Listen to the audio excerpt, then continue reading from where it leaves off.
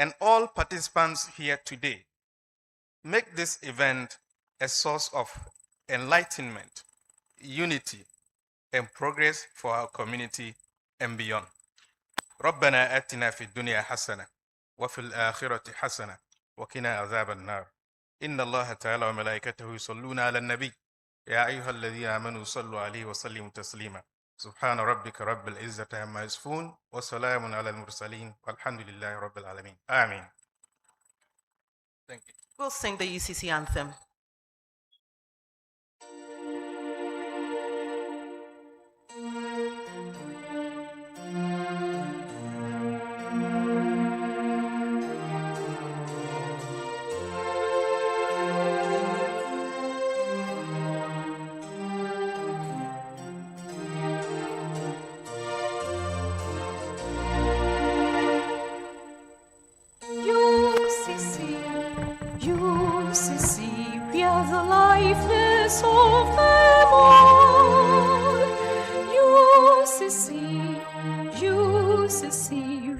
Teachers of the nation, we learn to teach, we find out and pass on, we counsel, we guide, that all may be enlightened. UCC, UCC, therefore rise to your call. UCC, UCC, to the call, let us rise to our call, let us rise, where it has no peace, no man. UCC, UCC, therefore rise to your call. UCC, UCC, to the call, let us rise to our call, let us rise, where it has no peace, no man.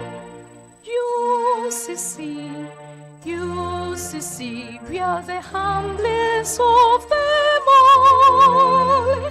UCC, UCC, we are the bedrock of our knowledge.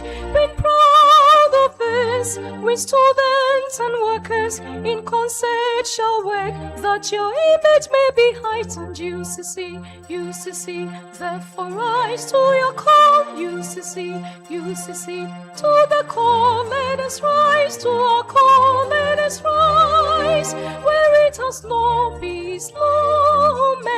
UCC, UCC, therefore rise to your call. UCC, UCC, to the call, let us rise to our call, let us rise, where it has no peace, no man.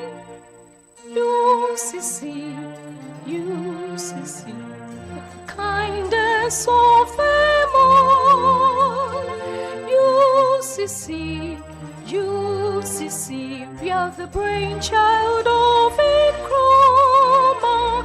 We train, we mold, and live by his vision to impact our virtue. God Ghana may be strengthened. UCC, UCC, therefore rise to your call. UCC, UCC, to the call, let us rise to our call, let us rise, where it has no peace, no man. UCC, UCC, therefore rise to your call. UCC, UCC, to the call, let us rise to our call, let us rise, where it has no peace, no man.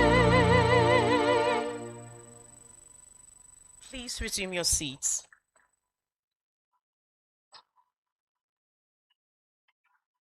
Distinguished ladies and gentlemen, we gather this afternoon in celebration of the achievements of Professor Issahaku Adam in the world of academia.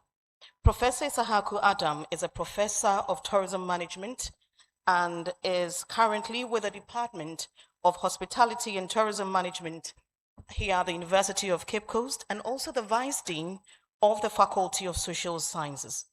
This afternoon, he delivers his inaugural lecture on the topic, The Autopilot Dilemma, Conscious and Coordinated or Piecemeal and Opportunistic Approach in Ghana's Tourism Development Journey.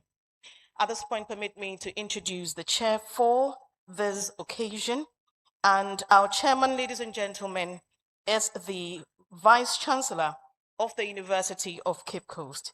He is a professor of coastal ecology and interdisciplinary ocean studies. Help me welcome Professor Dennis Walanyon Aheto.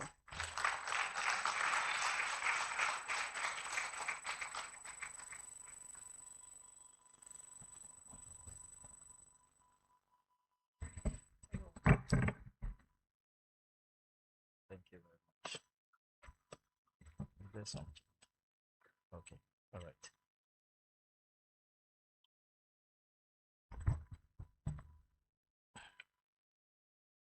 Professor Mrs. Christine Eduyeboa, Acting Pro Vice Chancellor of the University of Cape Coast.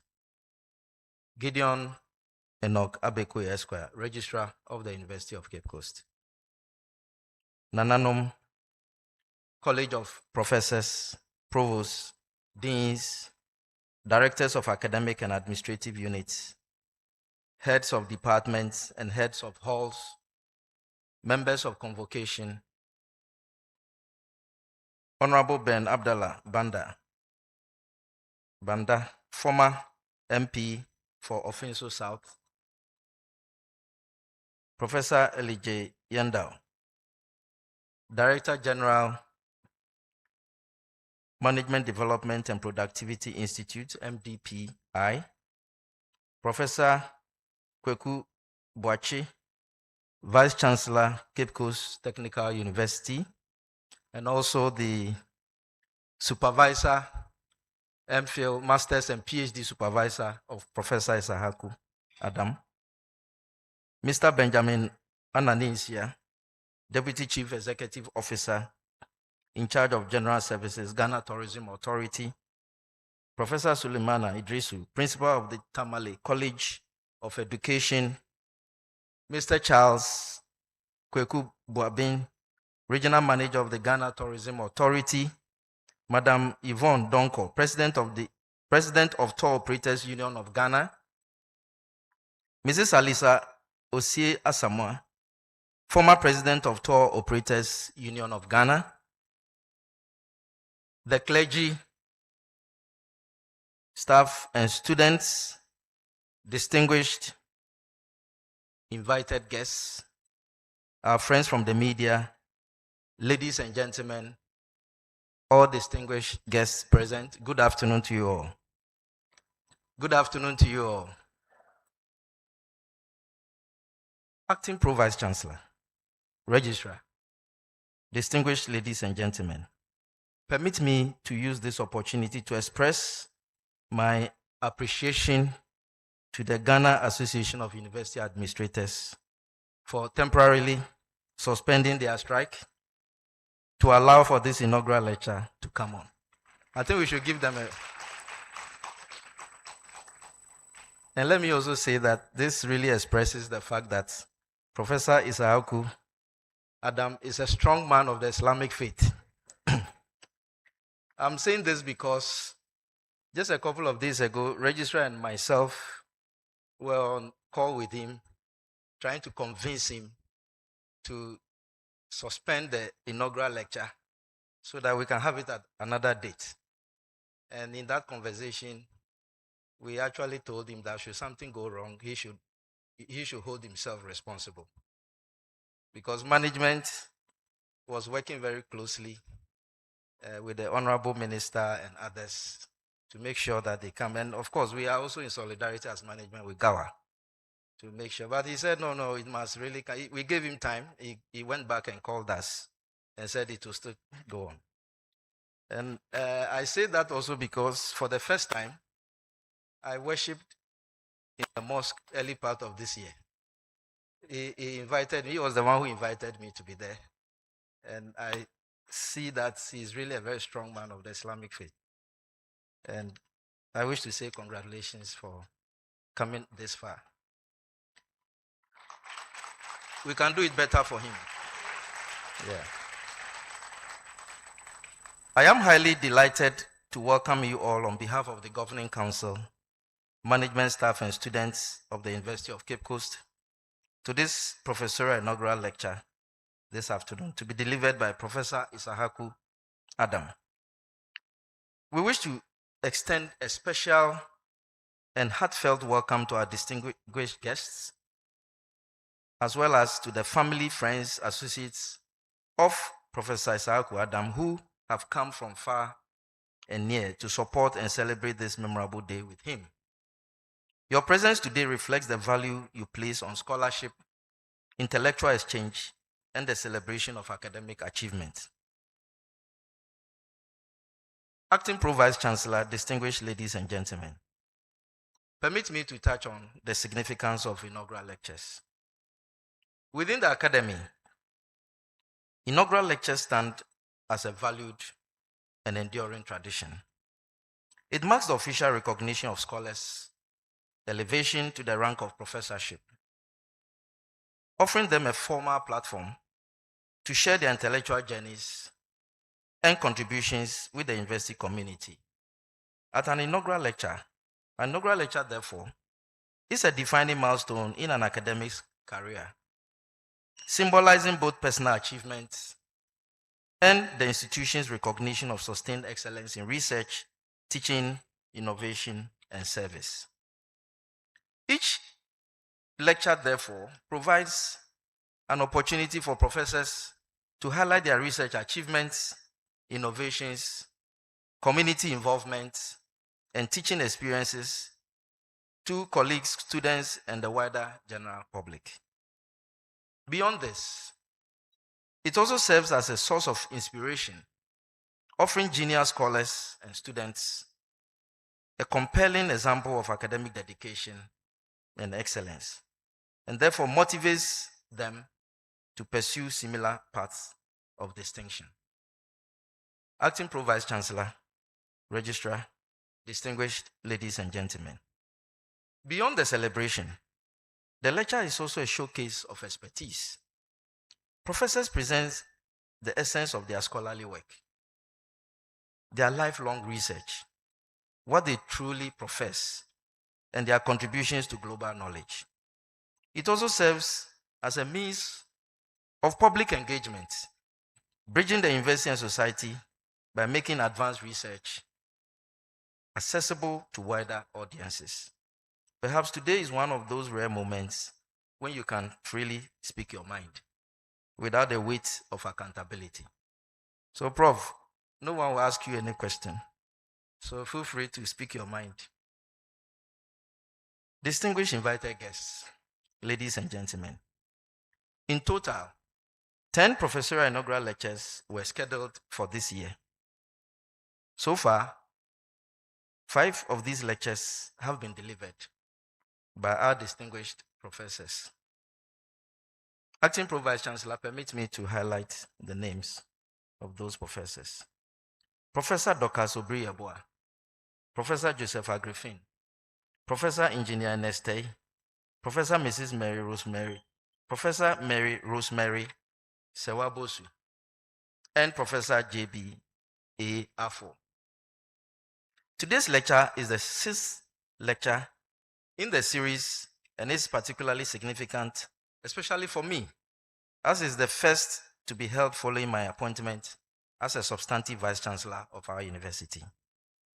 It is therefore my pleasure to welcome you all to the 6th Professorial Inaugural Lecture to be delivered by Professor Issahaku Adam.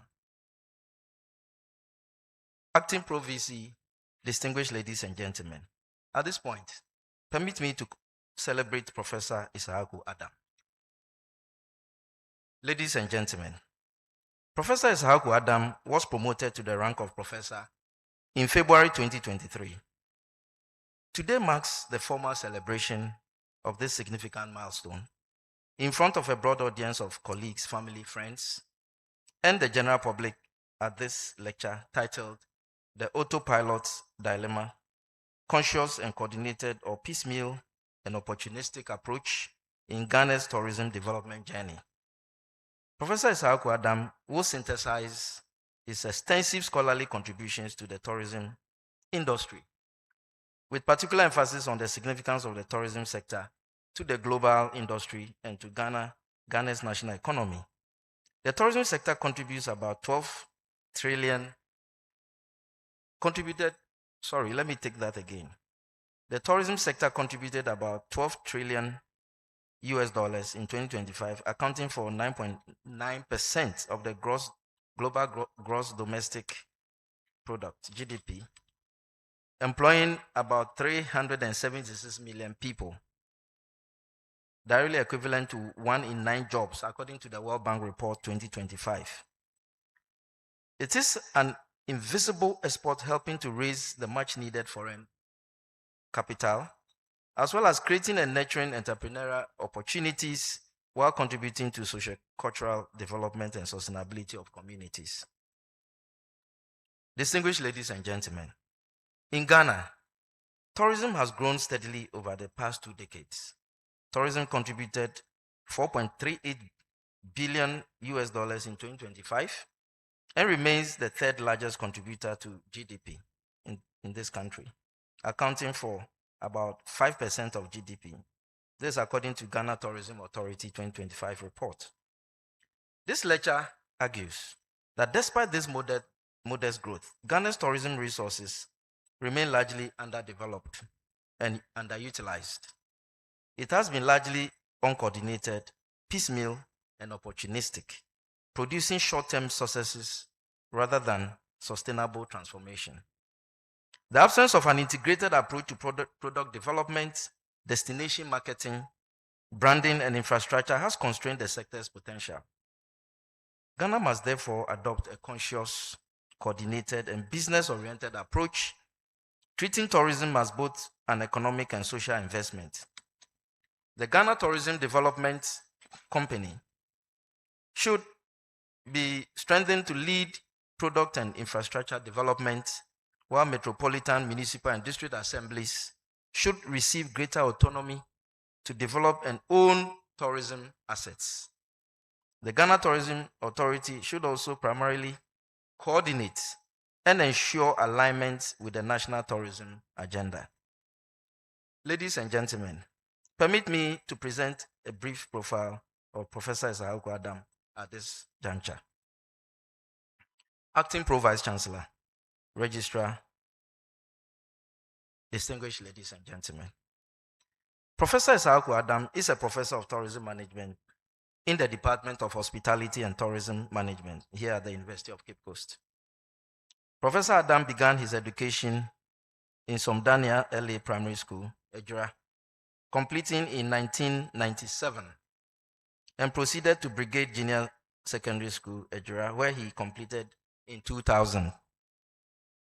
He obtained his SSC from Atebubu Secondary School in 2023, and in 2024, he gained admission to UCC, graduating with a BSc in Tourism in 2008.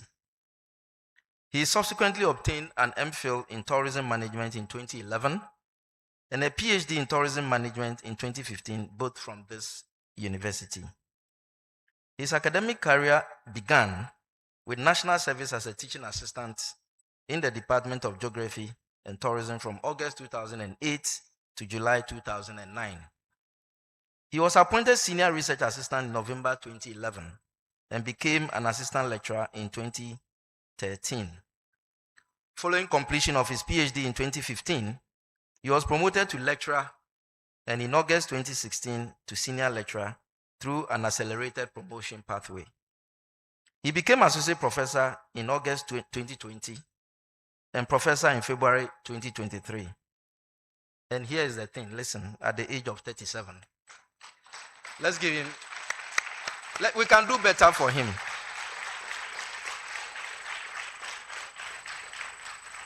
And then this makes him one of the youngest professors in the history of the University of Cape Coast.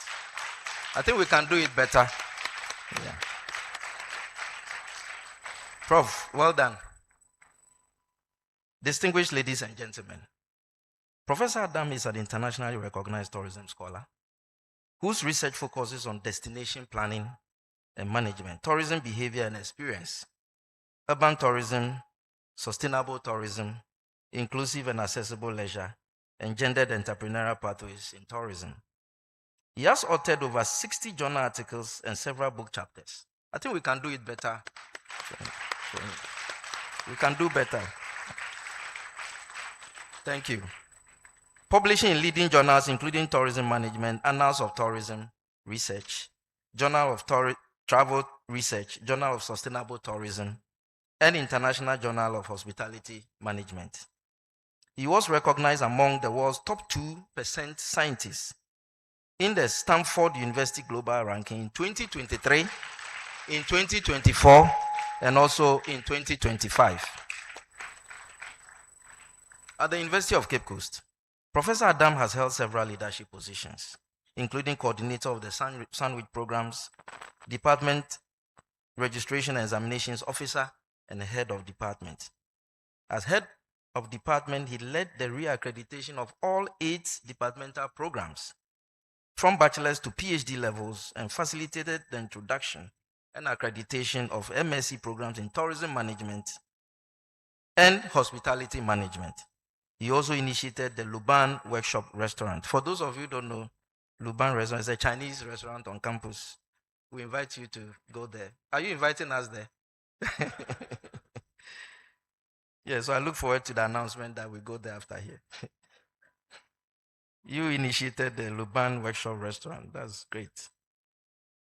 A state of the arts training facility in Chinese culinary arts established in collaboration with Tianjin Economics and Trade School, China. He currently serves as Vice Dean of the Faculty of Social Sciences. Professor Adam has facilitated extensive international academic exchanges, securing over 21 faculty and 68 student exchanges with institutions in Europe and the Sustainable Tourism Global Center in Saudi Arabia. These initiatives included the participation of 36 students and 4 faculty members at the 2023 Middle East and North Africa Climate Week and Youth Summit in Riyadh, yes. Sorry about that. His research has attracted funding from many major international organizations, including the Social Science Research Council, the National Geographic Society, UK, Research and Innovation Research, England, World Bank Group, Association of Commonwealth Universities, European Union, Global Affairs Canada, and USAID. His projects have addressed tourism-induced natural resource conflicts, women's entrepreneurship in tourism, plastic pollution, tourism, MSMEs, and heritage and fishing tourism development. He has consulted for many organizations, including Ernst & Young, USAID, Global Affairs Canada, and the World Bank Group. Prof has undertaken many visiting research and teaching roles in Dalhousie University in Canada, Sultan Qaboos University in Oman, and the University of Girona in Spain, as well as the University of Oradea in Romania.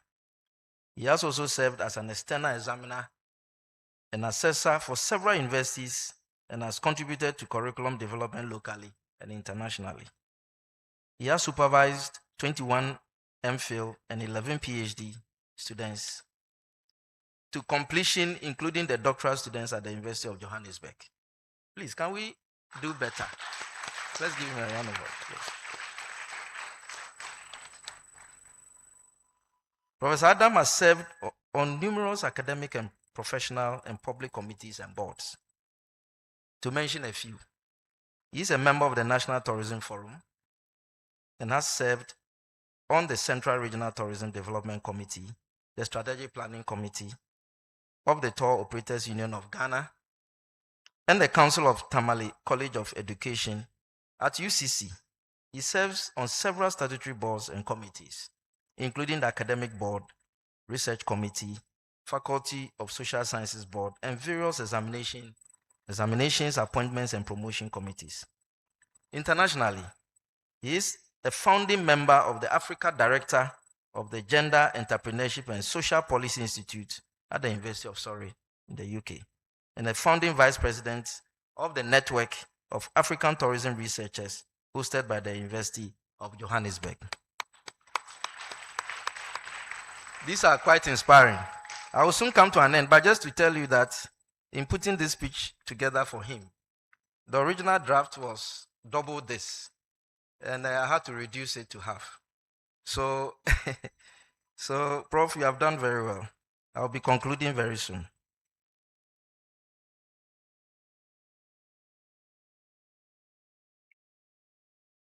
He is also affiliated with several professional associations, including the Leisure Studies Association, the World Leisure Association. Through his scholarship, leadership, research, mentorship, and international collaborations, Professor Issahaku Adam continues to make significant contributions to tourism education, research, and sustainable tourism development in Ghana, Africa, and beyond. Prof. Adam, in addition to his academic responsibilities, serves as the chaplain of the University of Cape Coast Muslim Chaplaincy. He is a native of Gunsi in the Mion district of the Northern Region. He was born in Nigeria on 24th June 1985 to Mr. Adam Muhammad and Amina Zibrela, both deceased. May their souls rest in perfect peace. He is married to Rafia Abukari, and they are blessed with 2 children, Adila Maltiti Adam and Amal Anamzoya Adam. I wish to thank you all for your attention.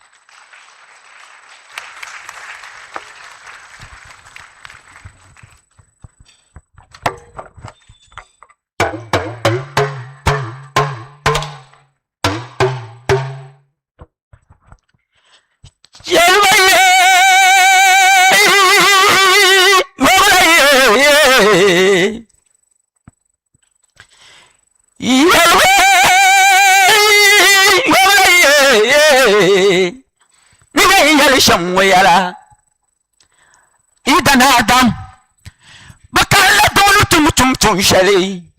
When I mention the calendar, you sham, Dan Karupone Nakaponi Nakamal Bandi do Fasho Jotumani, Butumakatum Snow. The Chawla can yell somewhere, now Wabla Pinya. The Chawla can yell somewhere, another gun goblin Kalo Dirugo. Amala Yola, then the Yazwa.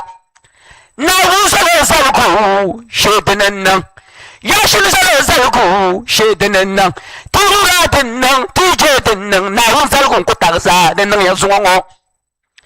The Tawla can yell somewhere. Apilota Tankan Dolly, Costa Pune. Basu Costa Papi Kuliaka Wilkunum Barry, the Malaju Pamia. Apilota Tankan Dolly Puni, Costa Pune. I am Namala Sane, the money young Yana Pia, Bonabia Kungumwari. They want us money now in Zalia. I will Pabia now in Zalia. Tira Denang, TJ Denang, then Jackan now Uzalo Zalgu, then Yana, then Yazwongo.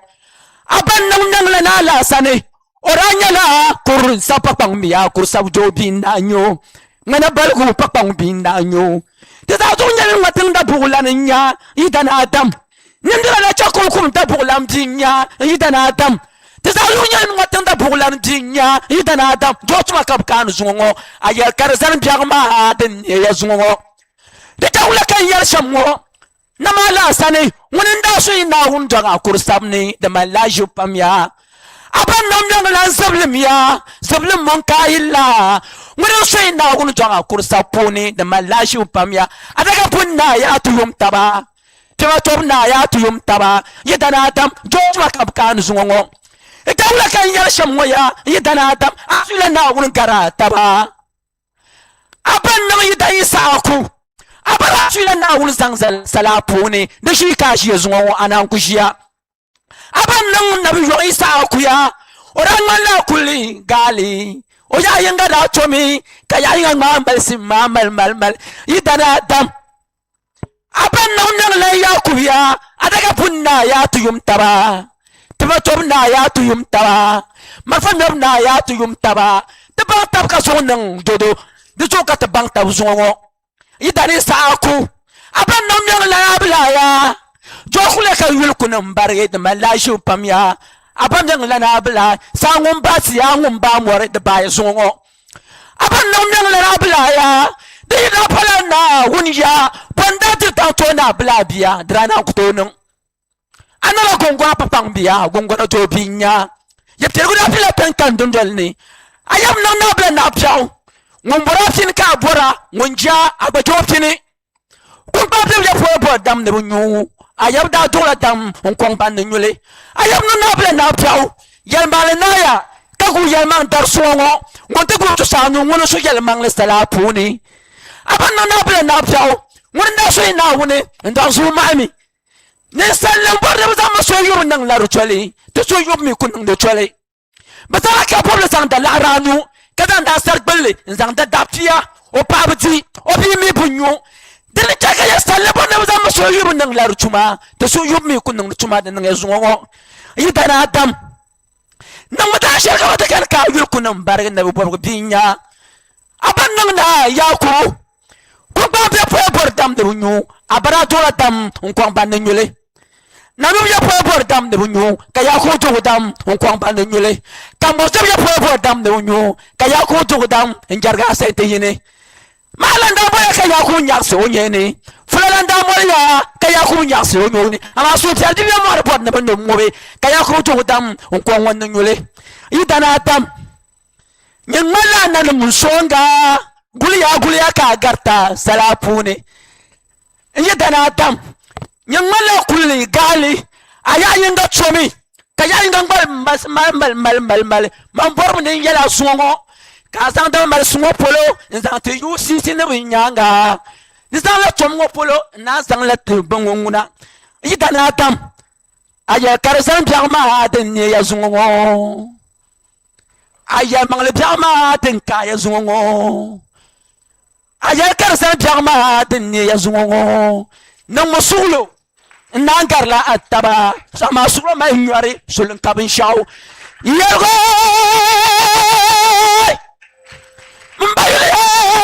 mbayli idana adam ama tampelin masam yel mangli de kum wan sam pakan verlo shira idana adam amen professor ama yutung nyala tu yini yi halan wal taba principal kan yarngo ama yitong nyala tu yini ya halan wartaba zamu suglo mai nyori sulun kabin shaw yidana adam nang musuglo nazo gari ataba aisha za sheshel ngo arasula na won gari ataba niza she ka je zungo din zogo zamu suglo mai nyori sulun kabin shaw zungo ita wala kan yar shamgo yidana adam lugma tabli ngum ya jo to shen ya yel ngo zamu suglo na garla ataba aban nan na bukali jokule ka yul kunum barge de malashi upam na bukali ora sala na gungobli gummi ya tongo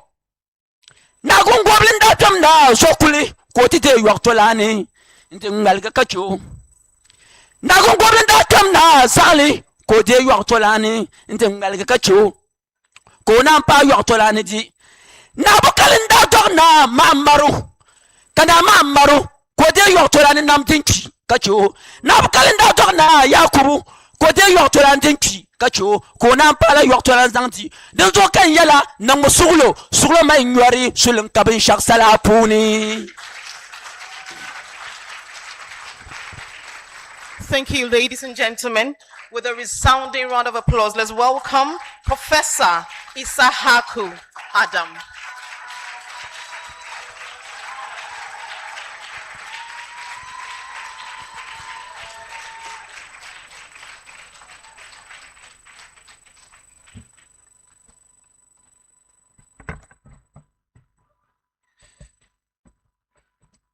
Professor Vice Chancellor, Professor Dennis Olajo Aheto, kindly permit me to tag along on the already established protocol. Ladies and gentlemen, invited guests, good afternoon and welcome to all of you. Before I begin with my talk, Prof, kindly also permit me to narrate a little story regarding how I got here with regards to the topic. So, as you might have all heard, I was born and raised in Nigeria, in the Ashanti region. So when I completed secondary school in 2003, at the time in a town inhabited by about 33,000 people, we could only count about 4 people who were in the university. 2 in Legon, 1 at KNUST, and 1 here at UCC. So as you could imagine, it was difficult getting advice in terms of what next, in terms of pursuing higher education. For even those 4 of our friends at the time who were in the university, didn't really have the answers in terms of which program to pursue at the university. So I went back to my secondary school, to my economics teacher, Mr. Techi, and my geography teacher, Mr. Joseph Mensah. We called him Joe Mens. So Mr. Techi's advice was interesting. He said, he was a graduate of UCC. So he told me, by all means, go to UCC. And I know you like economics, but don't pursue economics. So I asked why. He said, well, economics is a single subject program. You might end up as a teacher like me. And teaching doesn't pay much. So pursue tourism. Because in his calculation, tourism had a lot of potential in Ghana. And in his estimation at the time, it is only a matter of time before the tourism sector really develops and creates the necessary jobs to the extent that when I graduate, I'll easily get a good paying job. And of course, for my geography teacher, Mr. Joseph Mensah, his advice was go to KNUST and pursue settlement planning. So, of course, he was also a product of KNUST and he did geography. In essence, they both wanted me to take the path they have never taken, but they wish they would have taken.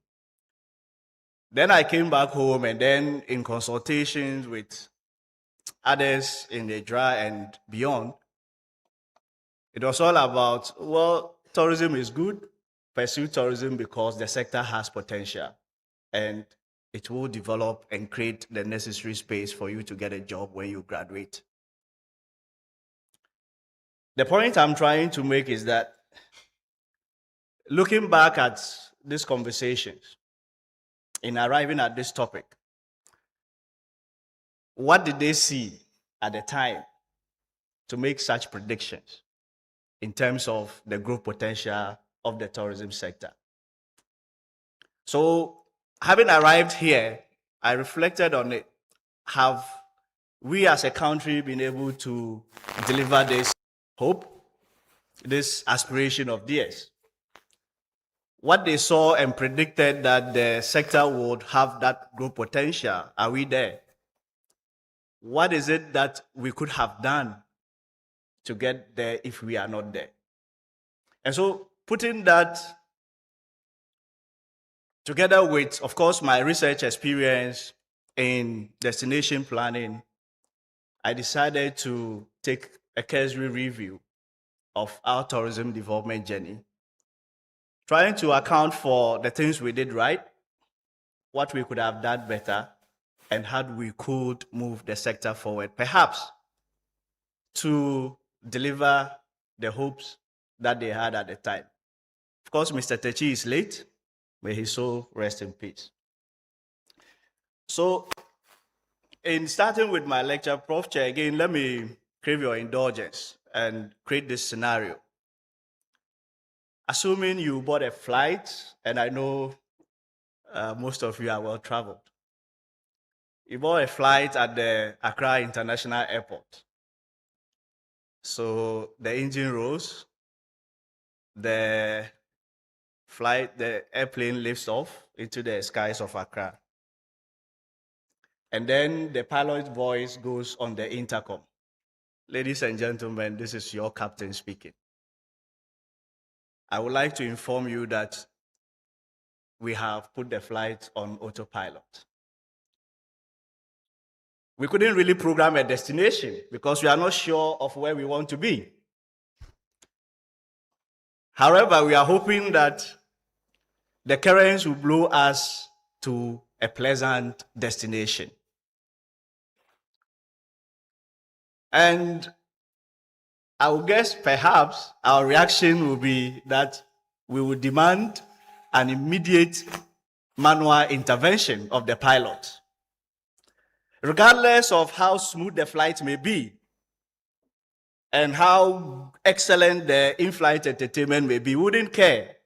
But for the fact that we are told the flight is on autopilot and they couldn't program any coordinates for any destination, but we are hoping against the current that it will blow us to a pleasant destination. We wouldn't accept that. We will immediately demand a pilot who is conscious and coordinated, and for that matter, has a programmed destination in mind. Yet for decades, this has been the story of tourism largely in Africa.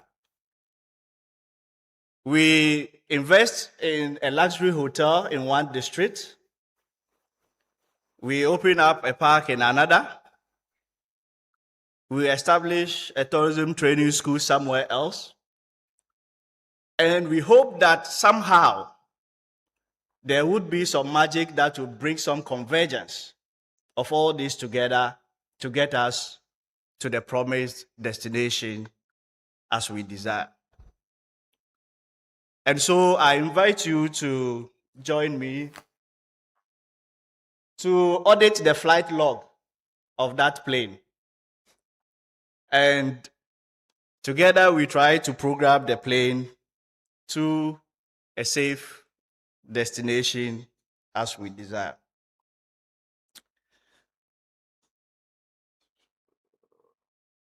Okay.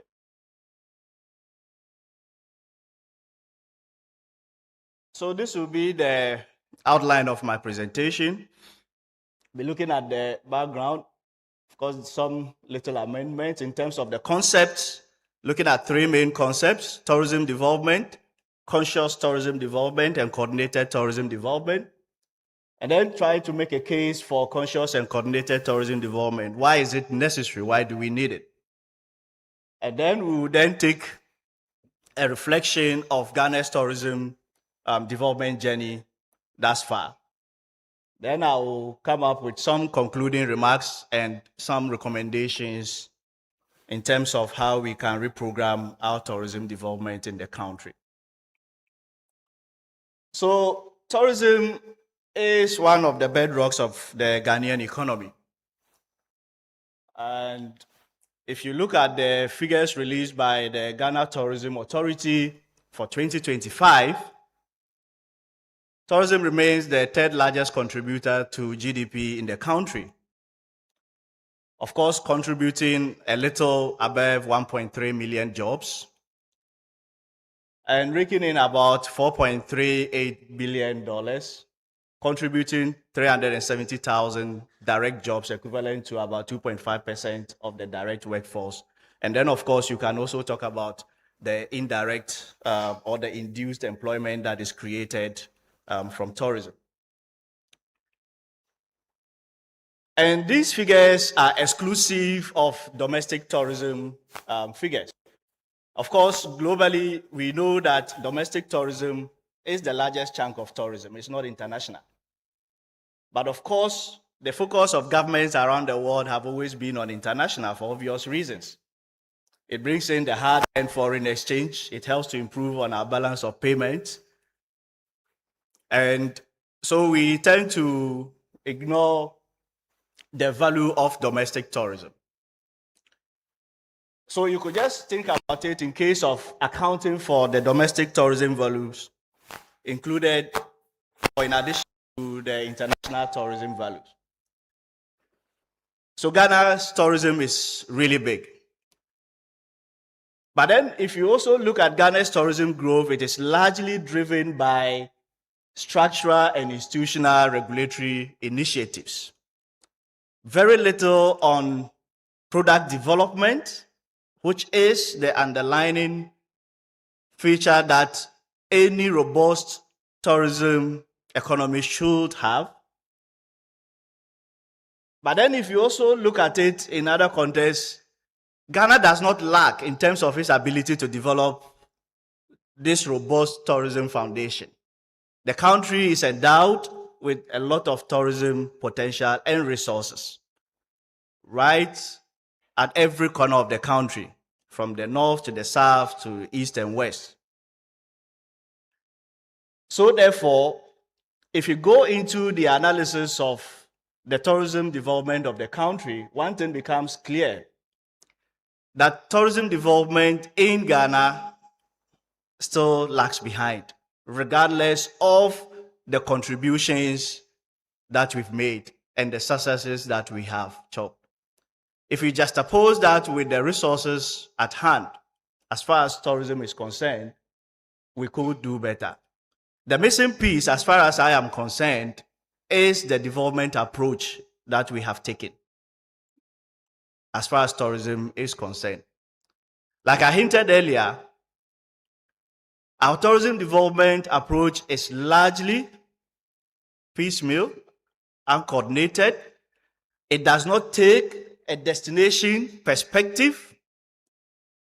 We simply do a touch and go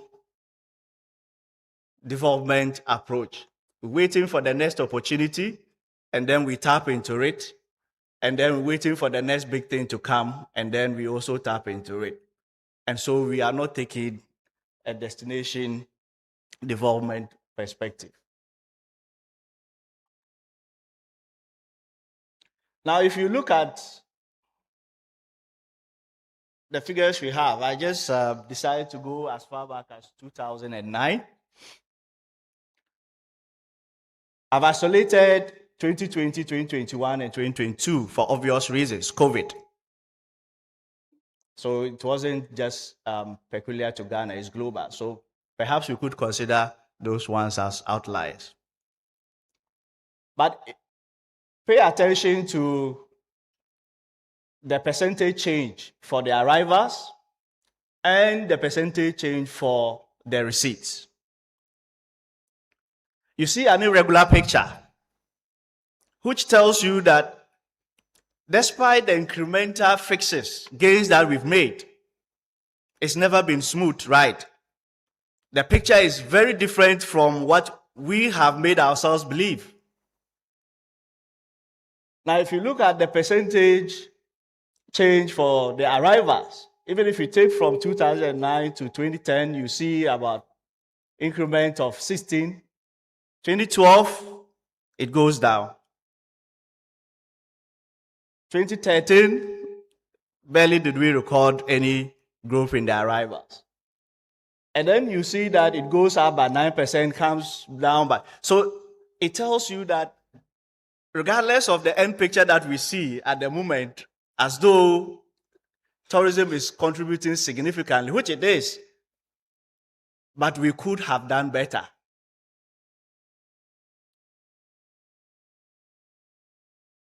And sometimes we need to pay attention to this instead of just looking at the year on year. In fact, even last year when we claimed that tourism brought in about 4.38 billion, it was actually a negative growth.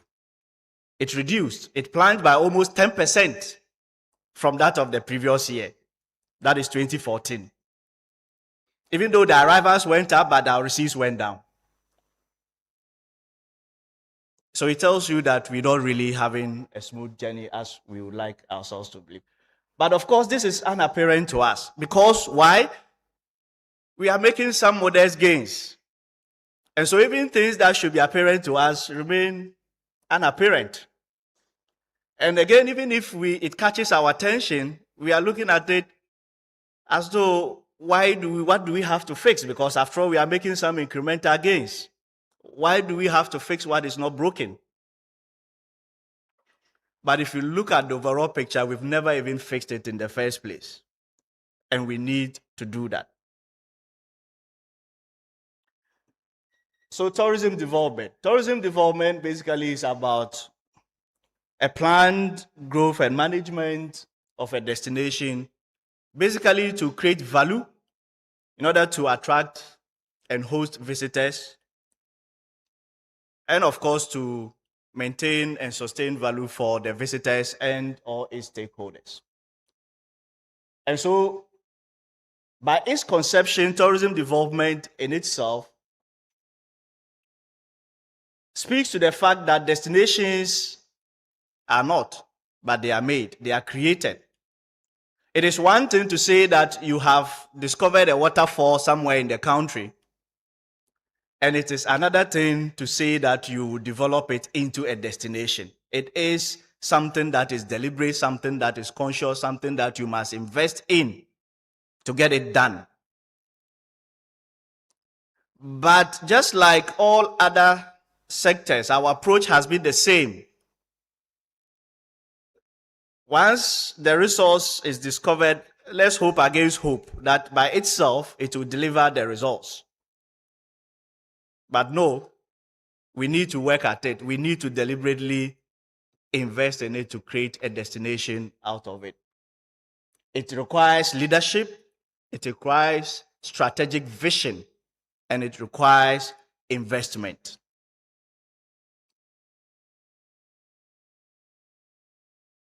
Of course, for something to be conscious, generally we know what it is: to be alert, to be mindful.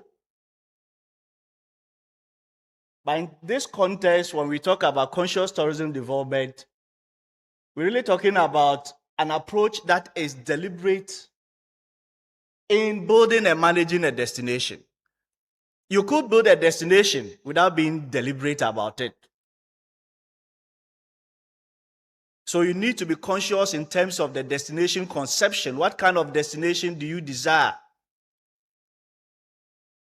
And then you work backwards in trying to fix the pieces and the puzzles to deliver that desired destination that you have envisioned for your country. And we've seen this play out. Even the most recent ones are in the Arab Gulf, where they have realized that dependent on fossil fuel, which is a finite resource, will run out definitely at some point in time. And so deliberately, at the highest level, they conceive a kind of destination that they want to be when those fossil fuels run out, before you now start working backwards to put in the pieces in order to deliver the bigger picture. But ours is the opposite. We don't have the bigger picture. We are working and we are hoping that some picture will be delivered. What picture it is, we don't really take time to look at that.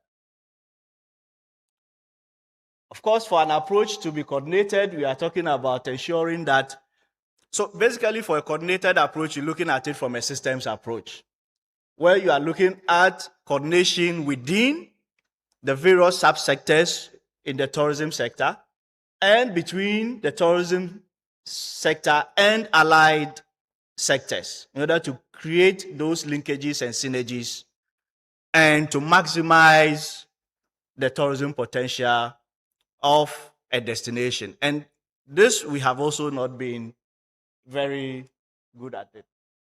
Why do we have to bother about a conscious and coordinated tourism development approach? Of course, there are so many reasons. Governments will always invest in tourism for the economic reasons. They want to create jobs. They want to raise revenue and all that, which is good because tourism delivers that. But again, if you don't undertake a conscious and coordinated tourism development, you might actually think that you are delivering the positive economic benefits when you are being shortchanged. In fact, the World Economic Forum estimates that about 40 to 50% of all tourist expenditure in Africa leaks out annually. 40 to 50%. Why? Because we have weak tourism value chain systems on the continent. And the same report talks about the fact that we could retain as much as $42 billion annually of tourist expenditure on the continent if we were to localize tourism value chain and digital payment infrastructure in Africa.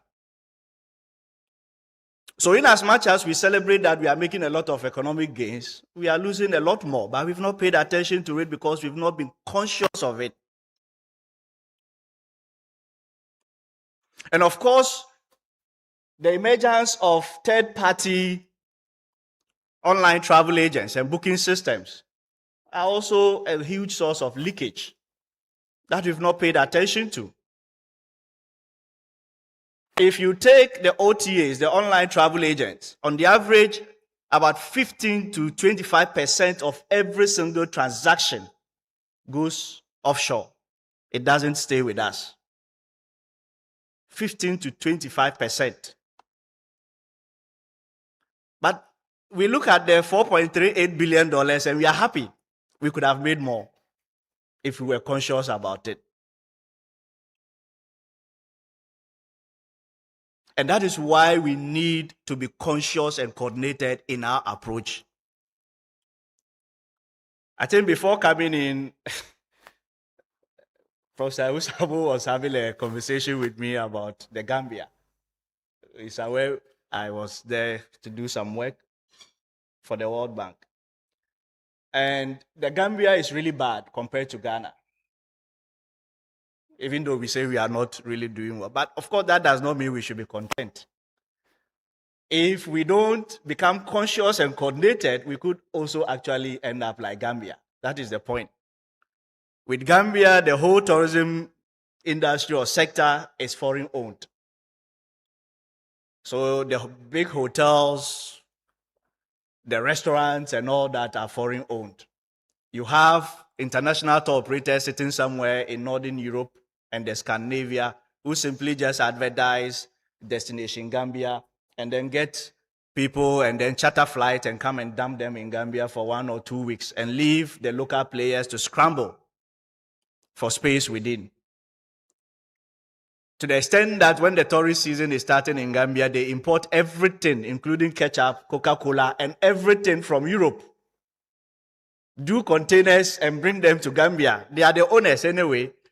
They come and set up, operate for 6 months peak period from October to March, and then make their money, lock up their hotels and restaurants, and off to Europe again, waiting for the next peak period.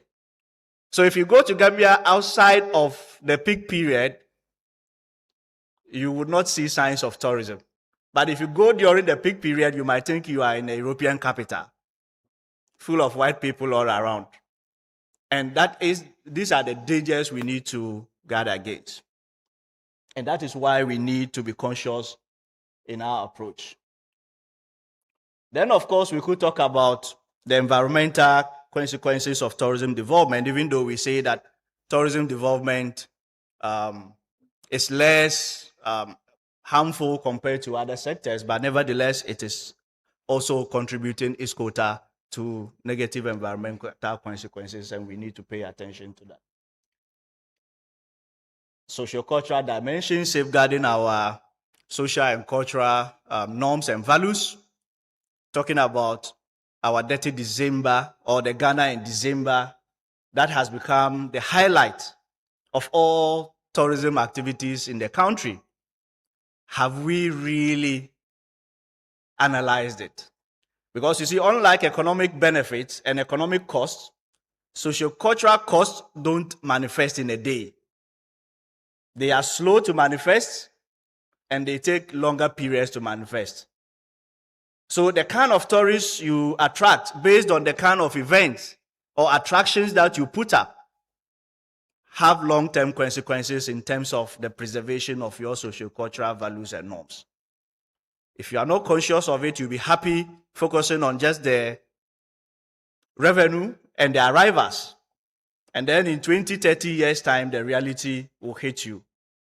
Again, I go back to the Gambia. With Gambia, tourism is like the leading contributor to the GDP.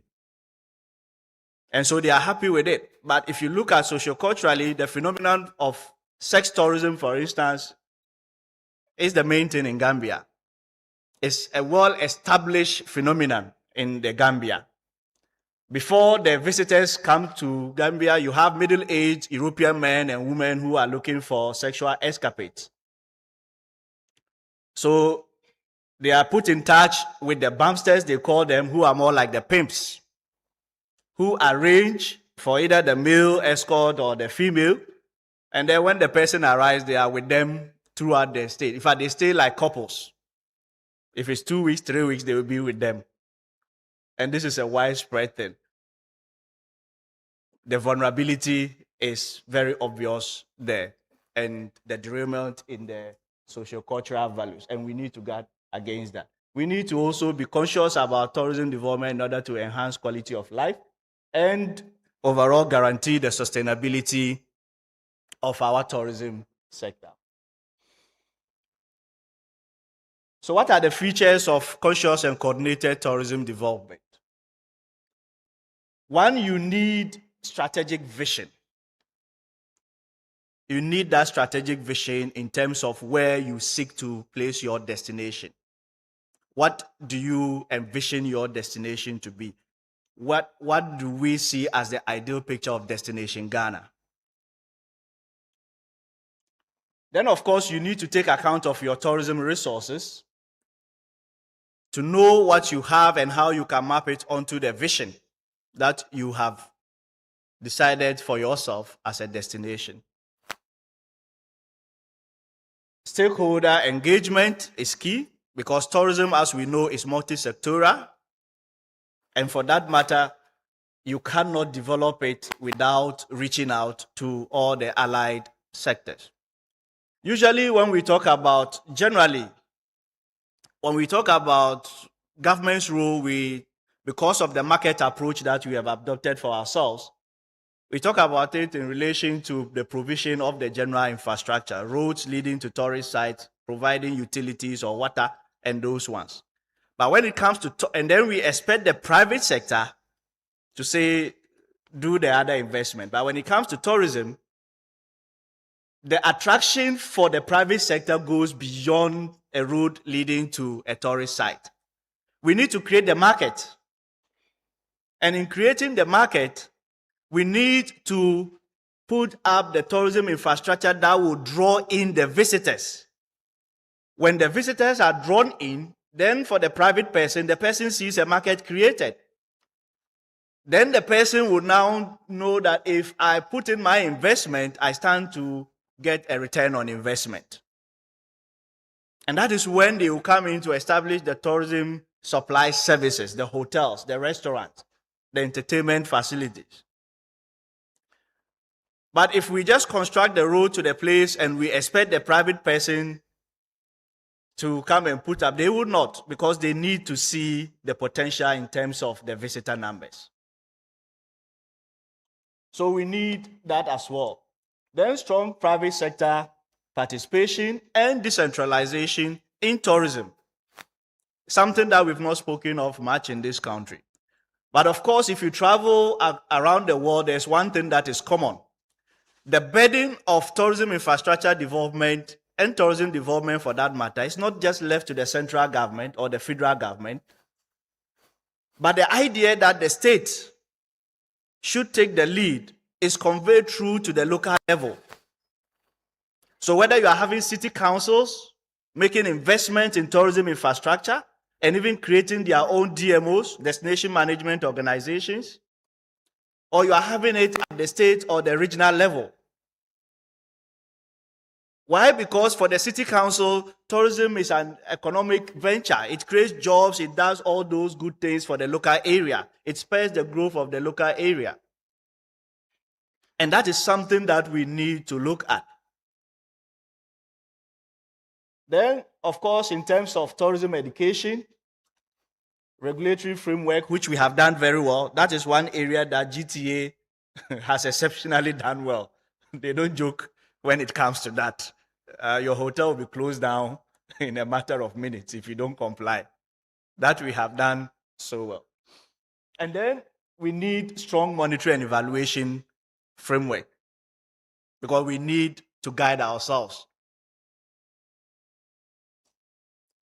So Ghana's tourism development journey, the pre-independent era, that is pre-1957.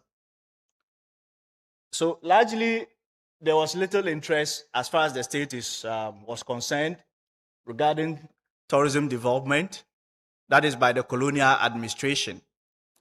And so there was little development in terms of tourism infrastructure, except for those tourism facilities that were meant for use by the colonial administrative officers when they travel, for instance, outside Accra for official duties, or even within Accra for their own amusement. And at that particular point in time, it was also the opinion that the local people were not inclined to leisure and tourism. And so there's no market to aggressively pursue that.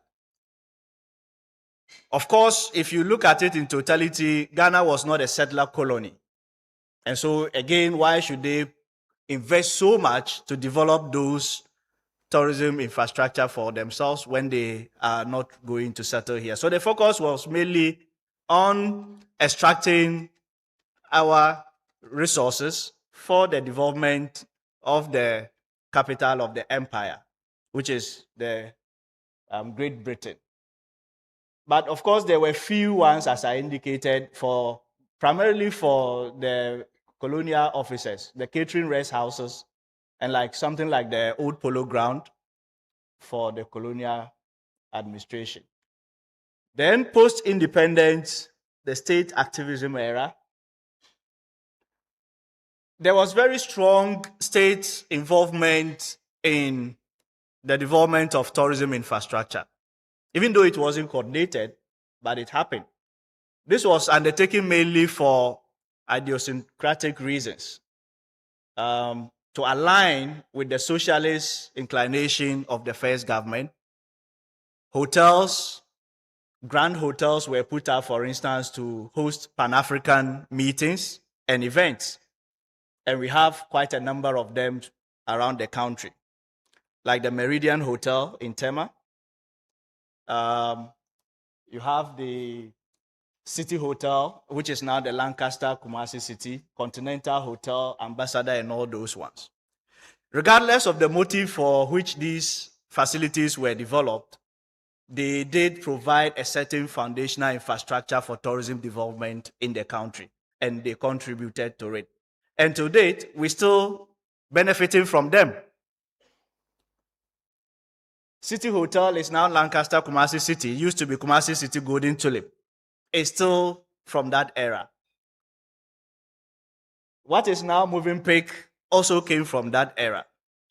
So for state leadership, it is needed in terms of tourism infrastructure development, regardless of the motive. But as I indicated, it wasn't coordinated even then. Then the dormant period coincided with the turbulent times of the country politically, in terms of coups and counter-coups. And so there was lack of stability. And so tourism development wasn't at the forefront of most governments. And obviously that is related to the fact that most of them were short-lived. Much of what was done at the point related to the development of tourism plans and policies, and also the restructuring of the regulatory framework in the country, splitting of the Ghana Tourist Board, the development of the 15-year tourism development plan, 5-year tourism plan. But of course, throughout that, they never had time to implement any. And it's not just about that. Even when you look at it to date, from one of the works we did, less than 50% of our programmed objectives in our tourism plans have ever been fully implemented in this country. Even now that we have that relative stability. So it appears as though the tourism planning process is just to tick a box, and we are happy to do that.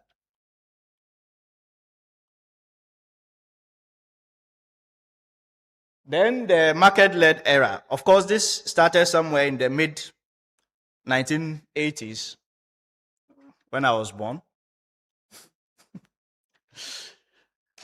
Ushered in by the Structural Adjustment Program and the Economic Recovery Program that liberalized the economy of the country. And so even the tourism sector was equally liberalized. And that has been approached to date. So the popular mantra is that government has no business doing business. Government's job is to provide the enabling environment and for the private sector to do business. But in tourism, it has amendment. Government has interest in investing in tourism infrastructure to create the market. It is not the private people who will develop the Cape Coast Beach into a boardwalk and fit it with recreational activities. It is perhaps the city, the region, or the state.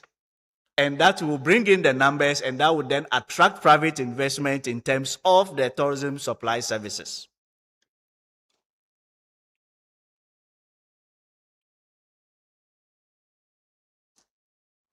So if you look at the journey, there are elements of consciousness in it. And what are the conscious dimensions of our journey so far? Of course, in 1993, we were conscious when we established a ministry responsible for tourism. If not anything, that indicated intent of government at the time. And of course, it coincided with the period when the government had declared tourism as a priority sector in the economy. And this culminated in the raising of the status of the ministry in 2007 to a cabinet status. Before then, at cabinet, it was represented by trade. In 2017, it was made one of the cabinet ministries. So, of course, that is conscious. And it demonstrates some intent with regards to that. We also see that there is consistent and dedicated budgetary allocation to the tourism sector. Later, we will talk about whether the budgetary allocation is really what can take the sector forward in terms of developing the sector as it should be. But after all, to dedicate certain amount of money year in, year out to a sector also means that you are conscious about it. You factor that into your planning and you think that it is something that deserves attention. Then the strong regulatory framework led by GTA, and as I know, they don't joke with that. And shortly after the disaster at Kintampo Waterfalls, they even added attractions to it. Now attractions have to be licensed. And if you don't do that, you'll be closed down. And that we are doing well. Of course, we have a desk at the presidency before for diaspora relations. Now it's called the Black Star Experience. And then in 2017, the government consciously contracted a facility from the World Bank to the tune of about $40 million under the Ghana Tourism Development Project. And if you look at that single act to date, it gives an indication that as a country, if we should deliberately invest in tourism, we will reap. A typical example of a result from that is the Kwame Nkrumah Memorial Park. The Kwame Nkrumah Memorial Park was enhanced from that facility. The redevelopment happened from the money that was gained from that facility. And for the past 2 or 3 years after it was reopened to the public, it's jumped to being the number one or the most visited attraction in this country, overtaking Kakum National Park. But it was sitting there, and we're sitting on it. So for me, it is an indication that we need strong investment in tourism infrastructure. If we invest in tourism product, we will reap from it. And of course, that was not the only attraction that was developed under the facility. We have the Brisabirwa Museum. Even the Kumasi, the Menchia Palace Museum, redevelopment benefited from that. And that has also equally risen in terms of its popularity. If you look at the figures released last year by the GTA, it comes at number 5 in the top 10 visited attractions in the country.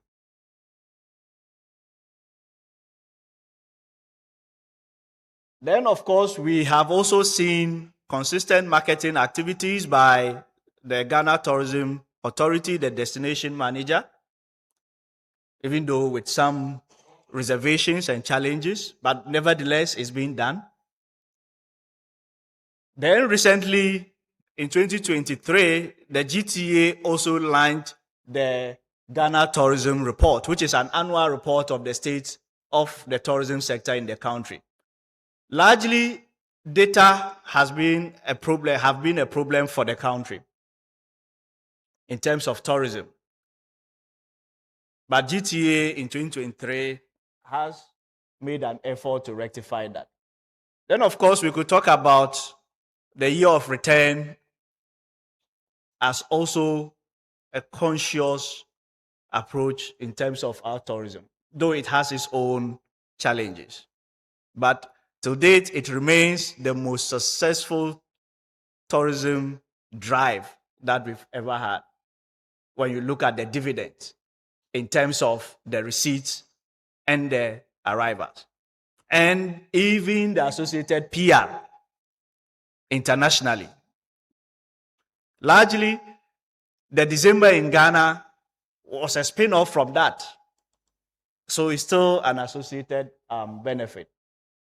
Then, of course, GTA is also involved in the facilitation and coordination of December in Ghana, or what is popularly called the Dirty December.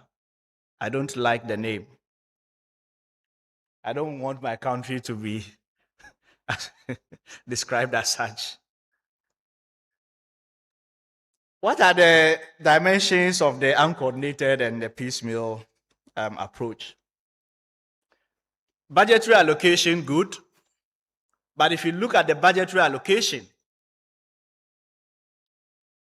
it also signals that we are interested in uncoordinated development as far as tourism is concerned.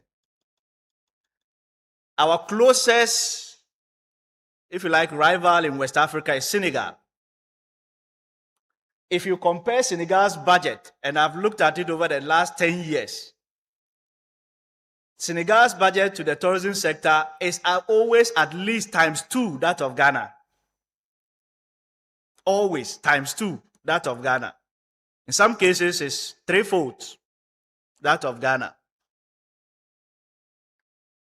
So in 2026, for instance, in 2025, you have Senegal allocating $47 million, Ghana barely about $22 million. If you dig further, you realize that Ghana's budget, 46, almost 47% is also dedicated to just compensation of employees. And only about 36% is for goods and services. So the question is, how do you pursue product development with such budget? Not to talk about even marketing.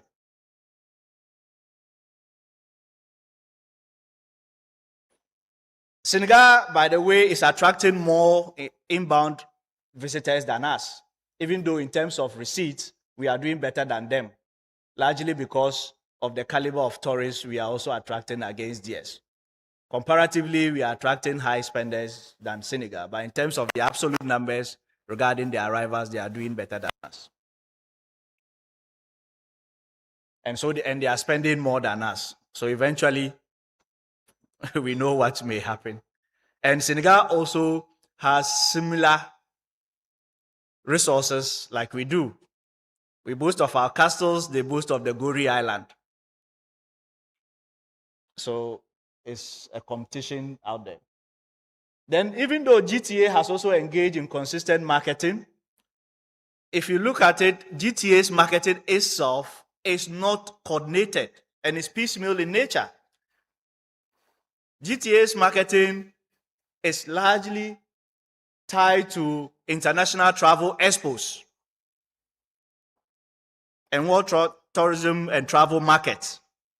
So they wait till when it comes, they go and mount a stand for Destination Ghana. And from a friend, sometimes it's even competition in terms of who has traveled most to those events at the GTA. That's all what it is. We don't really have a destination identity or brand. And you realize that it keeps switching based on who is managing GTA or perhaps which government is in power. So there is not consistent even brand identity and positioning. So what are we communicating in terms of marketing? Again, with the comparison with Senegal, even with marketing, their marketing budget is far higher than ours consistently.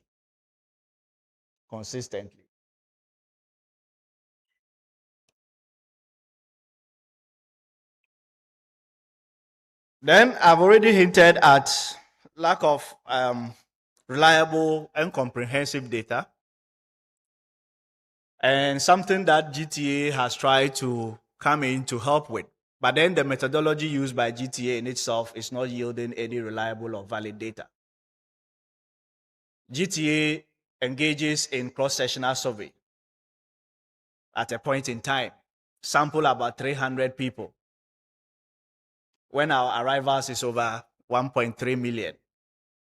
And yet we are expected to make decisions based on that. So that in itself, why up till date we cannot implement a tourism satellite accounting system in this country still remains a mystery. And it in itself is also telling of the lack of interagency and interministerial collaboration, which again speaks to the uncoordinated development of tourism in this country. Government agencies cannot simply even collaborate amongst themselves to ensure that we have a reliable tourism accounting system in the country. So what are we doing? Then poor culture of tourism planning and implementation. These plans are largely top-down with very little stakeholder engagement or involvement. And in some cases, even they are awarded to so-called foreign consultants who then sublet it to the local champions. And then they submit their report and take their money and walk away. And from the analysis we did, almost about 50% plus of the supposed objectives in those plans have never seen the light of the day. And these plans are equally short-lived and tied to various regimes. And sometimes even individuals at the ministry or the GTA.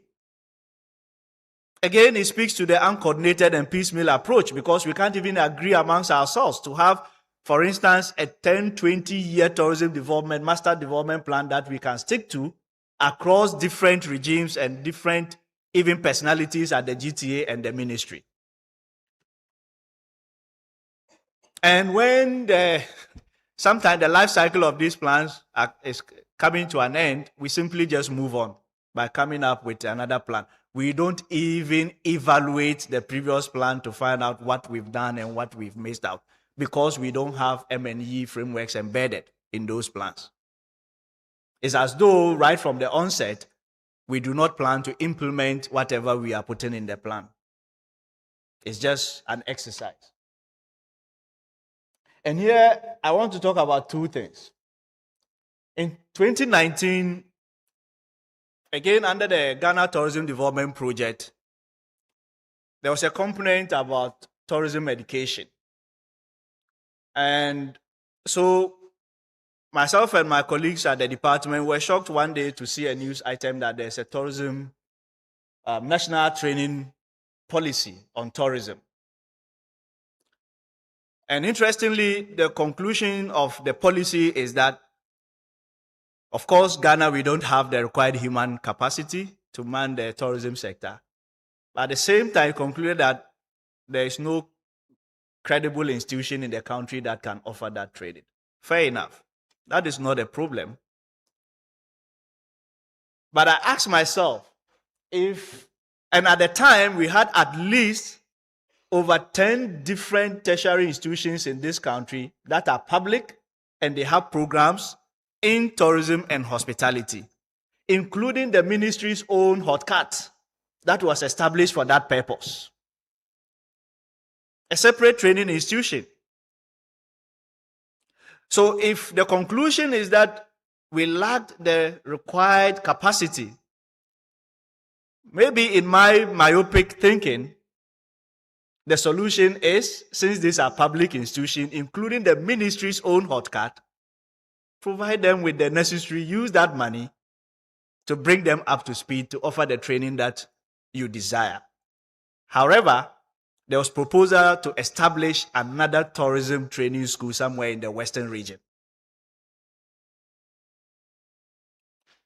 I don't think we need to go far to see this as clear elements or dimensions of uncoordinated and piecemeal approach to how we have seen our tourism sector in the country. In fact, some colleagues in the department and myself, we wrote a policy brief on that, arguing why whatever funding there is should be used through some competitive bidding to select one of those public institutions and provide them with the necessary resources to offer that training. Fortunately, unfortunately, I met one of the World Bank country directors in London on a different project, and we had a discussion. Apparently, she said, DS is to advise the government, and that is it, and they've offered the same advice. Well, it never happened, but none of the institutions also got the money to up its equipment and personnel to offer the training. Much more confusing, later I found out from a collaborator in South Africa, the School of Tourism and Hospitality. The ministry had visited them to understudy their model. And I asked myself, but this is a public institution. Whatever they have is equally funded by the state. So if you could go there to understudy their model, then implement it wholly. But also selecting another institution in Ghana through whatever competitive process you want, and then provide them with the necessary resources to do that. Well, the institution was not established. No institution also got that funding to undertake that thing. Then, of course, somewhere in 2012, we also had the minister at the time donate 2 million Ghana cedis to Musica from the Tourism Development Levy. Completely outside the scope of what the levy was established for. But again, the question is, if you could get up and donate this money to a body, then what is the rationale? How is that feeding into a certain national tourism development agenda?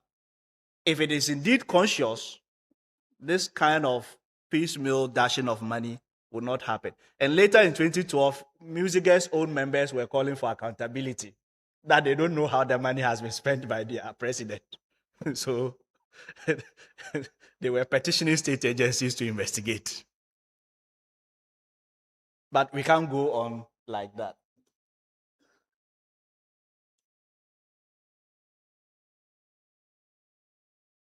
And of course, like I indicated, no monitoring and evaluation frameworks. This is, for me, the bigger part that we need to pay attention, product development. We've barely done enough there. No linkages. And most of the products that we have been the same for a very long time. Even then, no enhancement. And in order to attract private investment, you must first create the market, and you can only create the market when you invest in tourism products.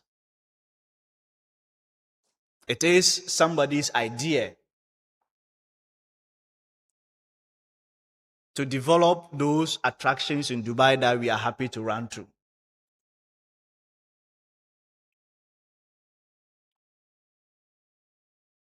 Prof. Chair, kindly permit me to touch on the year of return for its significance.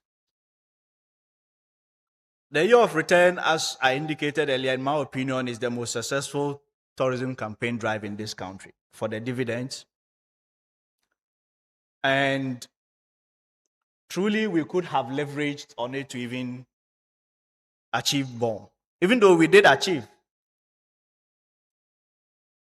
If you go back as far back as 2007, there was an initiative by then government to consciously develop all the tourism, the heritage tourism products in this country, in what it called the Joseph Project.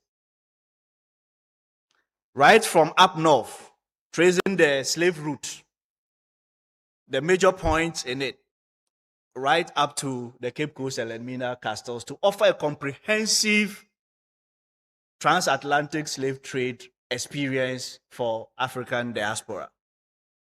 Somehow, we left it behind. It never saw the light of day. So if you fast forward to 2019, imagine if we had moved on with that plan and developed our transatlantic slave trade heritage products. The value we would have created and how we would have reaped from the year of return, much more than we did. And interestingly, if you look at the year of return, Cape Coast, Elmina, obviously, were the epicenters for obvious reasons. Prof. Chair, to interest you to know that no product enhancement even took place in Cape Coast Castle or Elmina Castle. Not before, not during, not after. But for me, it is simple. If without even putting in those investments, such a drive could be successful, then it only tells me that if we invest where our mouth is, we put our feet where our mouth is, we could earn much more. At least I would have expected that part of the dividends from that would have been invested to enhance the Cape Coast and the Elmina Castle, and much more, even create a complete heritage experience in Cape Coast and Elmina. We have a lot of heritage buildings in Cape Coast and Elmina. They don't have heritage status. And for that matter, they still belong to individual families and all that. And if the building is mine, it's for my grandfather, my great-grandfather, you can't tell me what to do with it. I'll simply break it down and put up a modern structure. But these are resources that we needed to have acquired and granted heritage status and use them to create synergies with the castle to offer much more. And we failed to do that. Of course, we could still do that.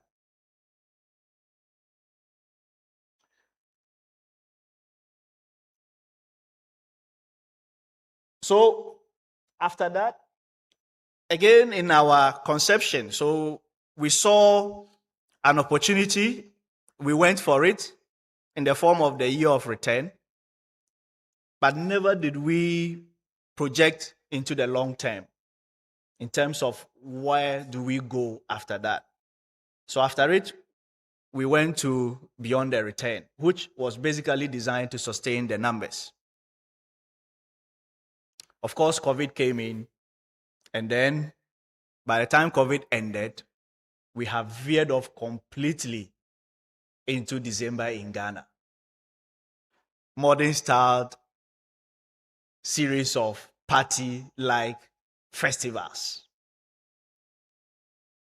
And so it's not surprising some call it Dirty December. But again, it demonstrates how uncoordinated our approach has been. So for now, Dirty December is doing the work. It's bringing us the number or the numbers.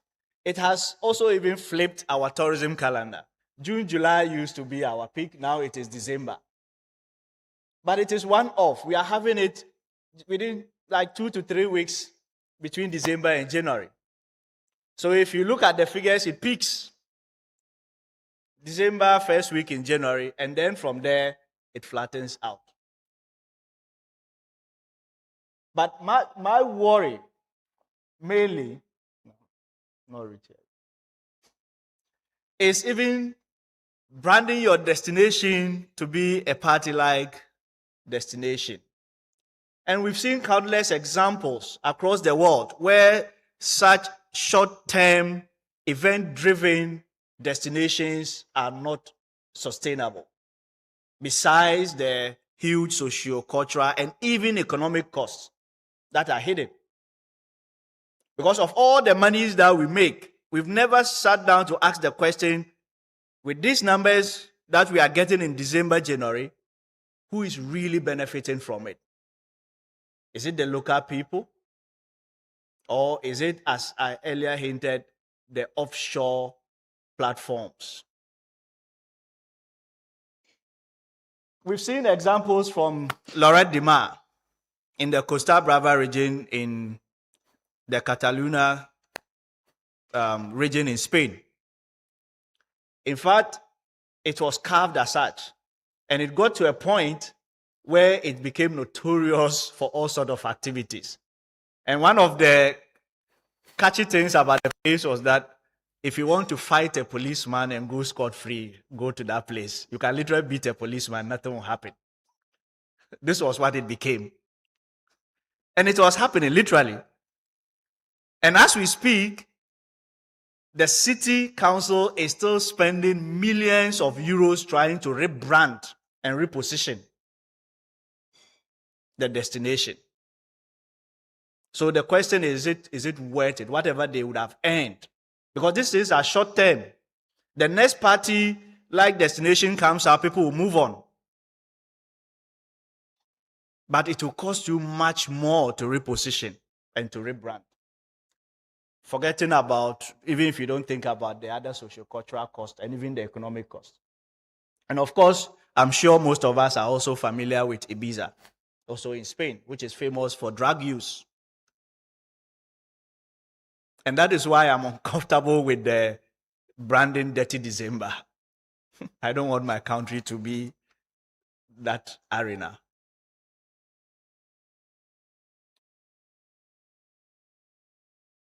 Then another uncoordinated aspect of our tourism development is the domestic tourism neglect. And again, this is just a snapshot of the top 10 most visited attractions in Ghana, comparing domestic visitor numbers against inbound or international visitor numbers. And if you take out Kwame Nkrumah Memorial Park, Cape Coast Castle, and Mina Castle, of course, Kwame Nkrumah Memorial Park, for obvious reasons, for the Pan-African nature of it, so you have a lot of Africans from other countries visiting it. So it has more international than domestic visitors. Cape Coast and Elmina for the same reason, the African diaspora. But if you take these three out, all the other 7 are dominated by domestic visitors. But yet we pay little attention to domestic tourism.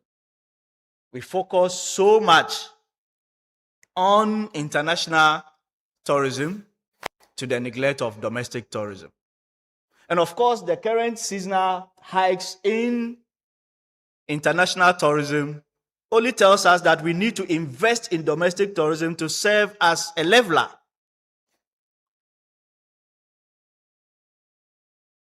And if you look at it,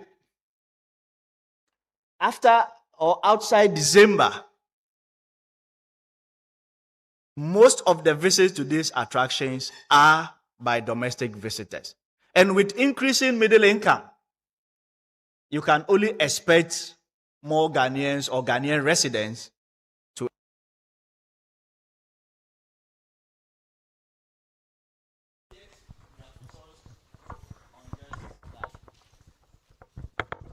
Of course, if you also look at international arrivals,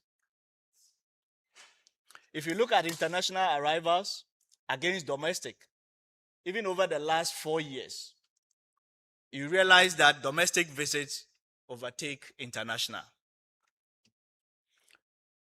Last year, for instance, international tourism, in terms of real values in arrivals, only made 1.7% increment, whereas domestic increased by 7%. But even beyond then, you look at it consistently, you see that increment in domestic visits is far higher proportion-wise over international. So then, we need to also really look at that and focus much more in promoting our domestic tourism. And if we had done this consciously, we'll sit down, we'll do our tourism resource audit, we'll know where our feed is, and we'll put our map there.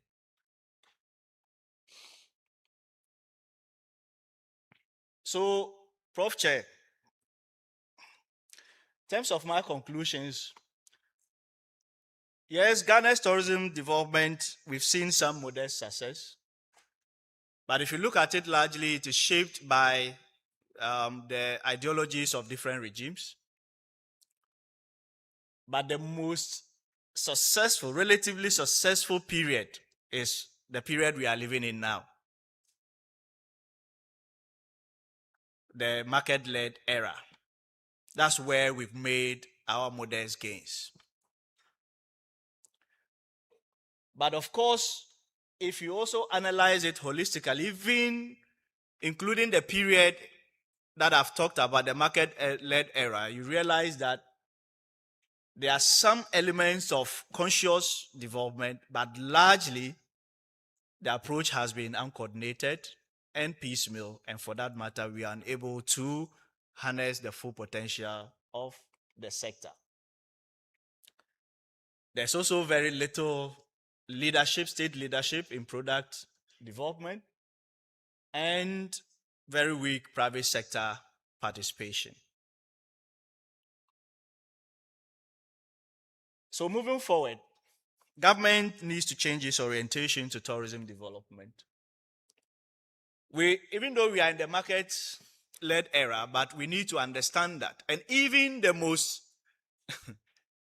purest of market economies, even the US, when it comes to tourism infrastructure, you see the city councils taking the lead to invest in tourism infrastructure. They don't sit down and say that the private sector should come and develop the coastline of the city. They develop it, create the necessary market, and then that draws in the private investors to come and set up the tourism supply services. So if you take the entire coastline, in fact, if you look at what is happening currently at the Ola Beach, even within Cape Coast, we could do more. The entire beach needed a master tourism plan that would develop the coastline with recreational activities. You and I would then have a reason to go there. And that is the market the private person is looking for. And then the city council could have leased the land there, because at that point, you've added value, you've created market. So the price of land there would have gone up. That is how the city council will make its money back. And through tax revenue as well. But instead, we choose to just lease the land straight away to individuals without any plan. And then the individuals go in now and pour concrete along the beach and concretize it and create series of small eateries. But even then, it doesn't give them the necessary market. Because if I just go and eat, I move on. And as we know in this country with food, next time another restaurant will come, I'll move away from it. There should be a much bigger reason that should bring visitors and sustain them at the beach, for which that market would have been created for the restaurant operator. So we must also have a tourism master plan. I know we've had a number of plans, but this plan must take a destination development perspective, and we must commit to it in terms of developing it. We must also decentralize existing structures to allow more participation at the local level, to allow city councils or MMDAs to invest and own tourism investments, mainly in area of tourism infrastructure. I believe with such a structure, CCMA would have been able to do what I'm suggesting and would not perhaps be waiting for the central government to come and do it. And for me, this is important because for all my time in Cape Coast, and sometimes even when you are having friends and they tell you, put together a 1 week itinerary for me in Cape Coast, Prof Chair, we can't. We struggle because we don't have the tourism product.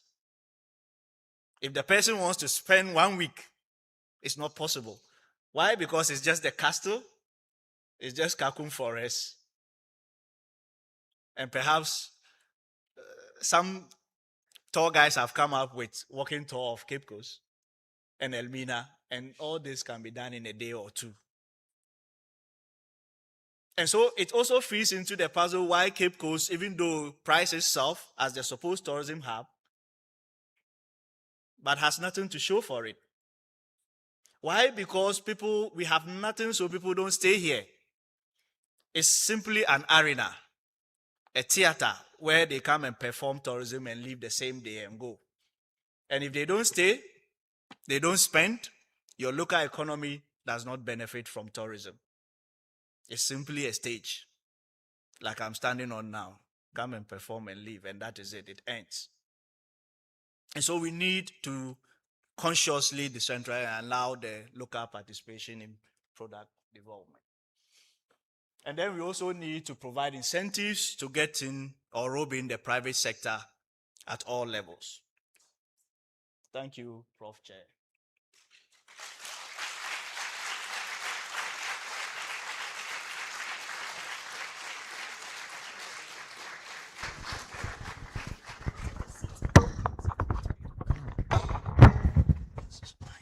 Can we applaud him once again whilst he takes his seat?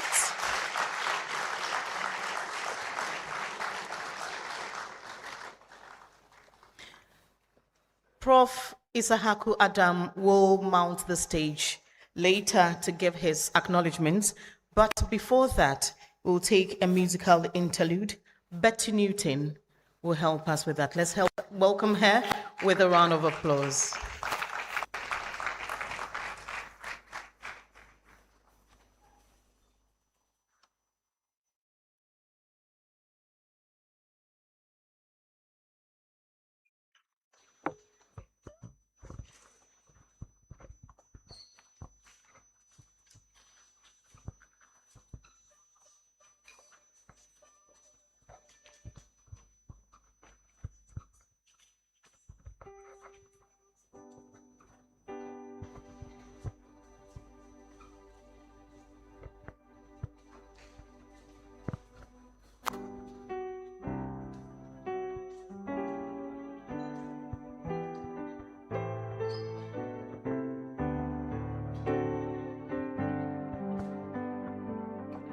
Adom ni ehumobro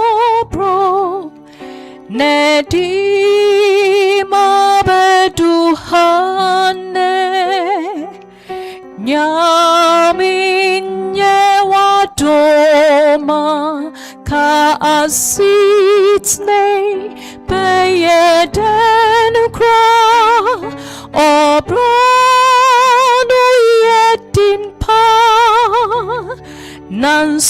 Nanswadom no di mi Canada Nyami wadom yi na shema besine Adom ni homo bro nehedi mabeduhane Nyami nyewadoma ka asitne beyeden kra obranu yedin pa nanswadoma no dimi kaida Nyami wadom yi na shema besine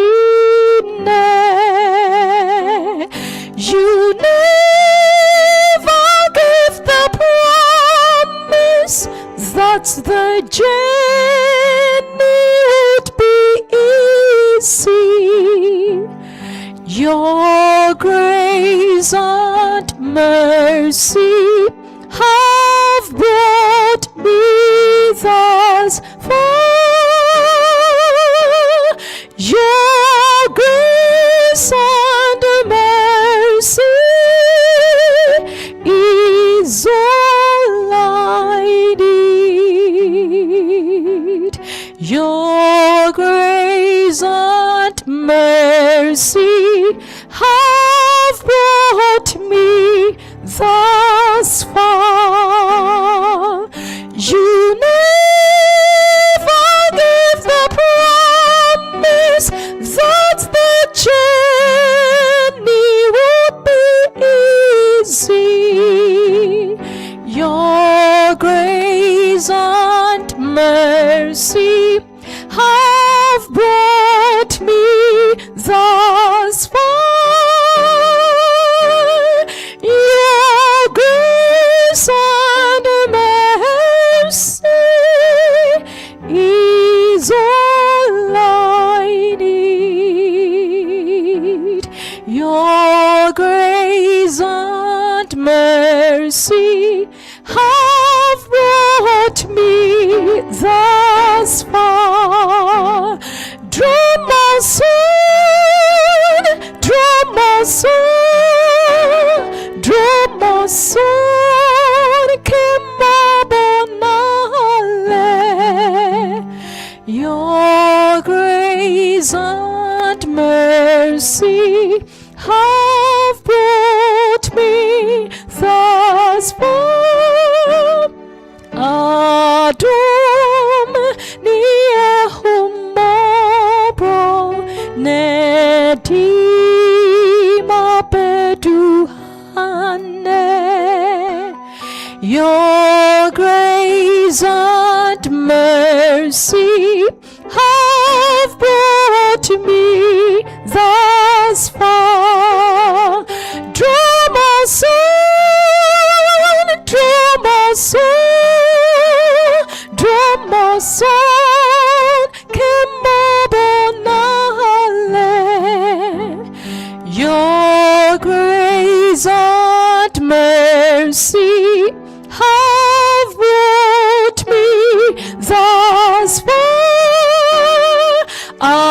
Adom ni ehumabro nedima beduhane. Your grace and mercy, your grace and mercy, your grace and mercy have brought me thus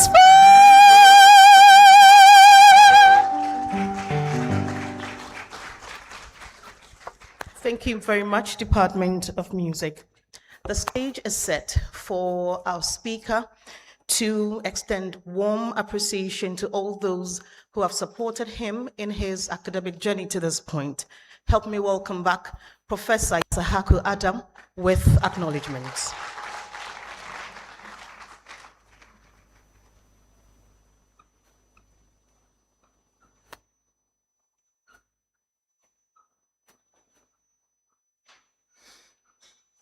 Thank you.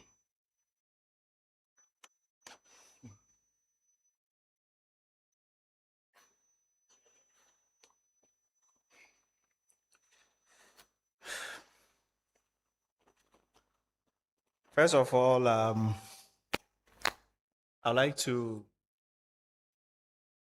thank God Almighty for bringing me this far and for making this possible.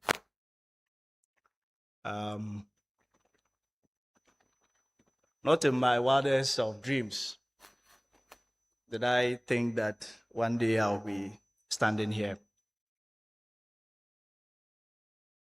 Prof Chair, baby.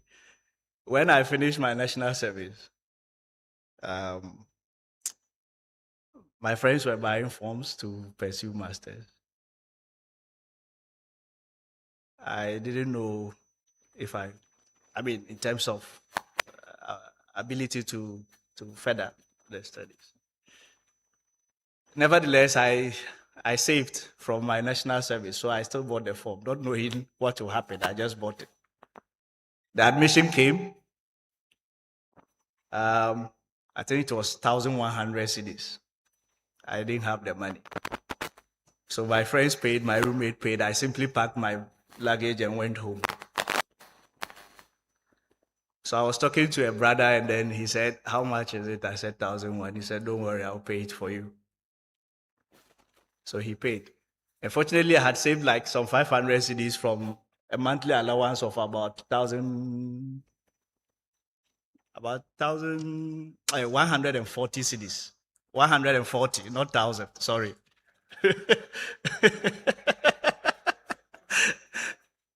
So I used that to pay for my accommodation. And from then on, it was hand to mouth.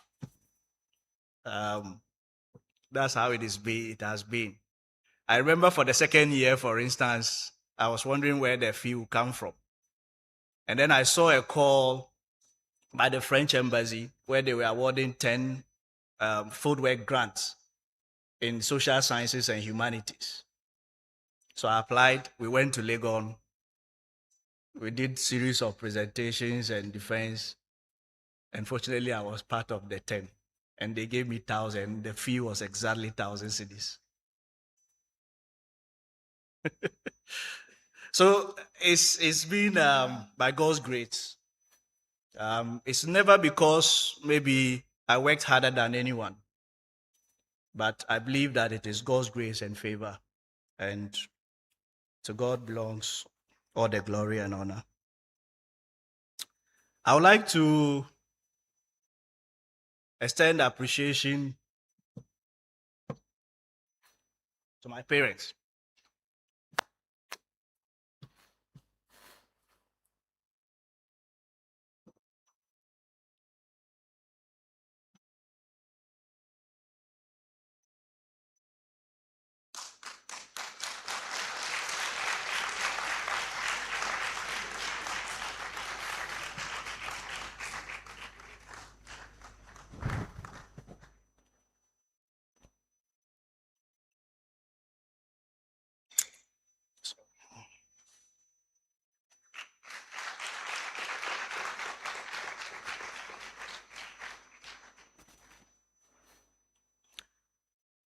Prof, let me say one thing.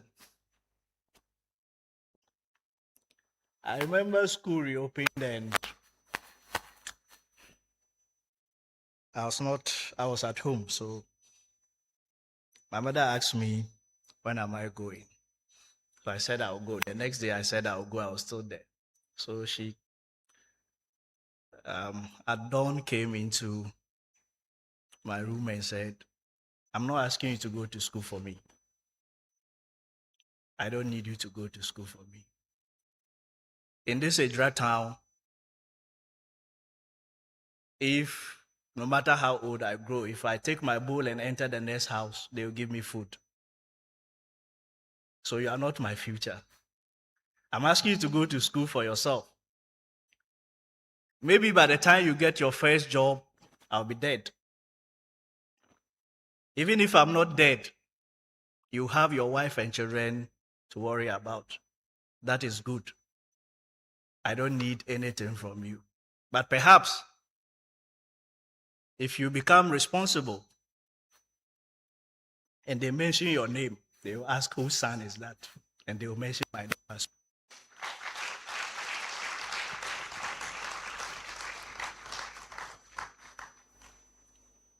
And Prof, I got my first paycheck in December. She died in November.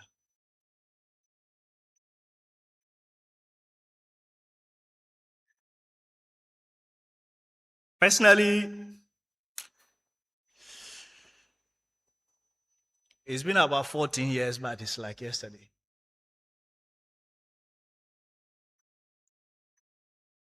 So good.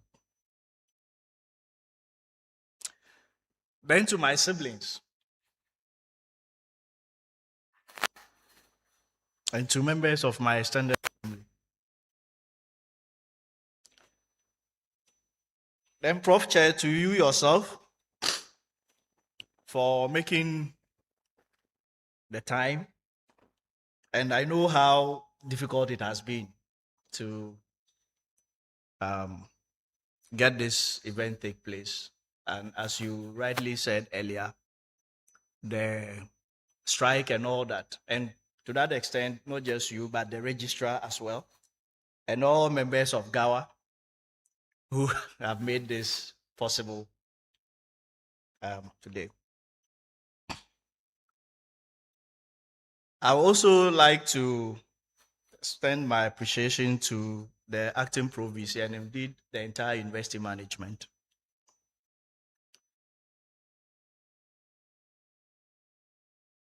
Then to Honorable Ben Abdallah Banda, who has also been an elder brother. Honorable, please, I think some don't know it.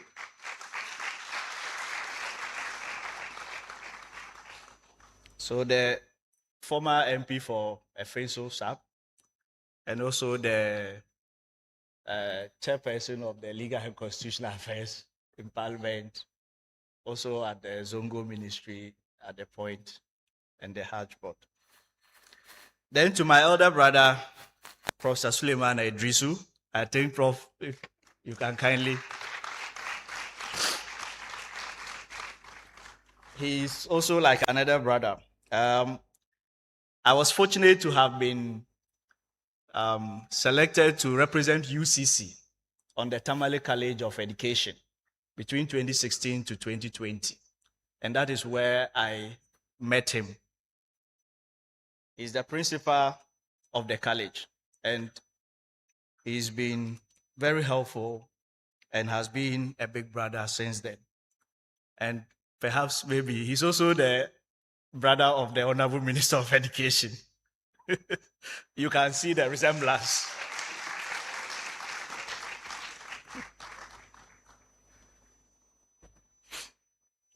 Then to my father, Prof. Sabani,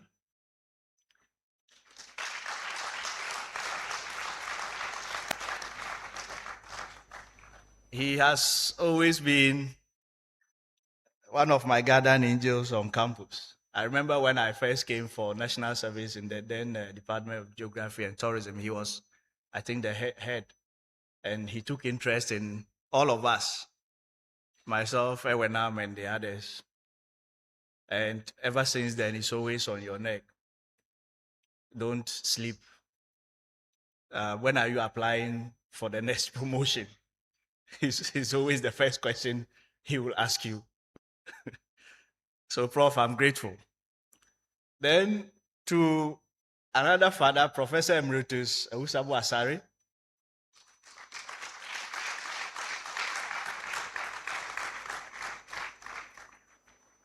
Prof, there's a joke amongst the population. I don't know if you are aware. They say you are a grandfather, you are a grandpa. In fact, some say you are an ancestor.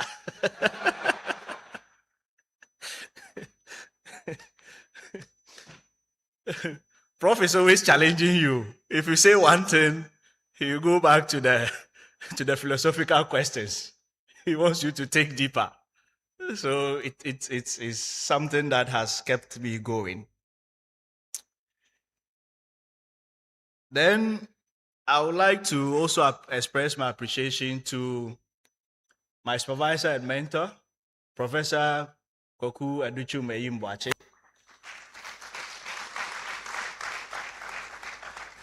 Who is also the Vice Chancellor of Cape Coast Technical University. He taught me undergraduate, supervised my master's, and then my PhD, together with Professor Akwesi Kumitreme, who is also a father. In fact, I remember my first promotion. The idea to apply came from Professor Kumitreme. We were helping with some work, and then when we were done, he said, "So, how many papers do you have?" I said, "So, but you can apply. You can apply for the accelerated promotion." And that's how the idea to apply came about. So, Prof, I'm grateful.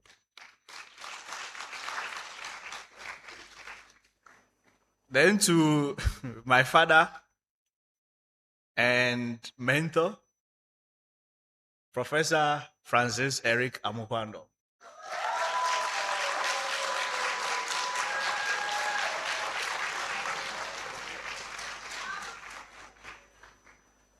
At a point, my colleagues were accusing me that I started talking like you.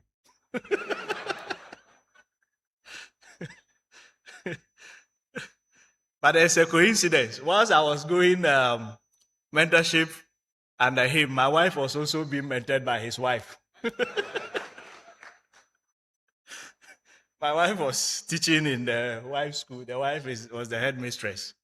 And the wife didn't know me at the time. And the husband didn't also know my wife at the time, but the mentorship went on. So we recreated Amukando Junior household.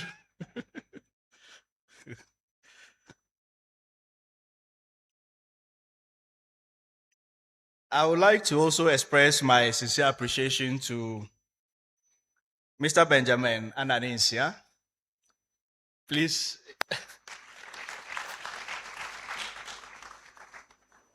I appreciate you being here. I understand, I know very well the nature of the road from Accra to Cape Coast and how busy you are, but you still made it here. Mr. Ananinsia is the Deputy Chief Executive Officer in charge of General Services at the Ghana Tourism Authority. Then also Mr. Charles Kokubuaben, the Regional Manager of the Ghana Tourism Authority. Okay. Yes. Thank you. Who is also representing Mr. Abeku Agri, Deputy CEO of the Ghana Tourism Authority as well.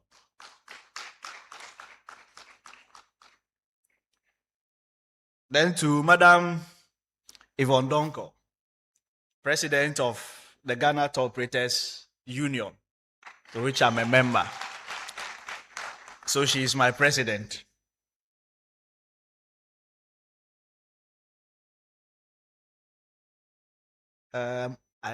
Well, all the same to Madam Alice Osei, I don't think she's here, but I'm grateful to her as well. Then to colleagues in the Department of Hospitality and Tourism Management, senior colleagues from the HOD, Professor Ishmael Mensah, Professor Eunice Faye Misa, Professor Alberta Bozi Simpson, Professor Charles Adongo, who is, for him, he's my younger brother. So, Prof, I'm also older than someone.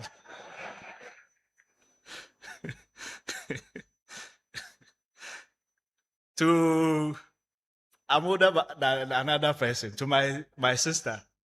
And when I'm doctor, when I'm a friend, I'm 2 months older than her. But Ewenam has been more than a colleague.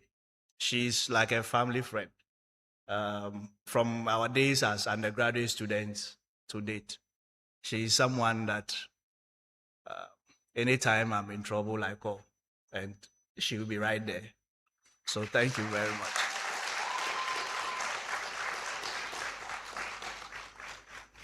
In fact, even with this event, I was there when she called. What can I do? What do I have to do? Said, I'm setting up a committee to coordinate it. I said, whatever you have to do, by all means, you should. So, thank you very much, everyone. Thank you. And I think there's some coincidence also. Her mother was a midwife, and her first station was a dra. And then the father and the mother, they met in Yendi. So maybe that's where it's coming from.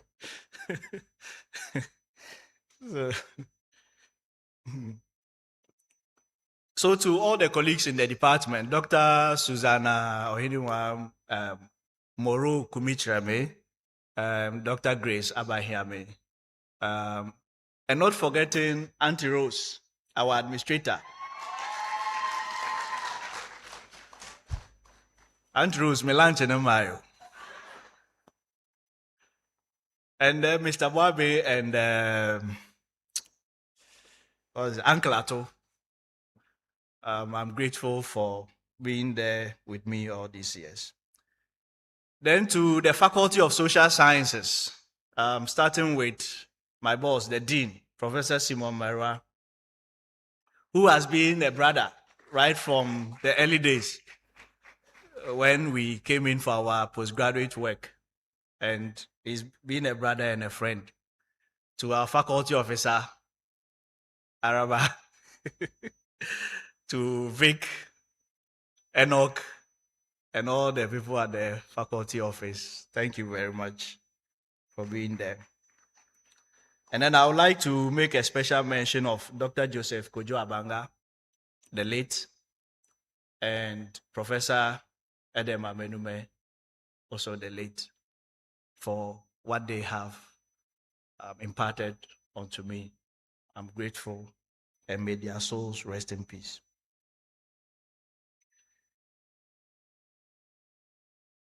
Then to all the departments in the Faculty of Social Sciences, sociology is like my second home.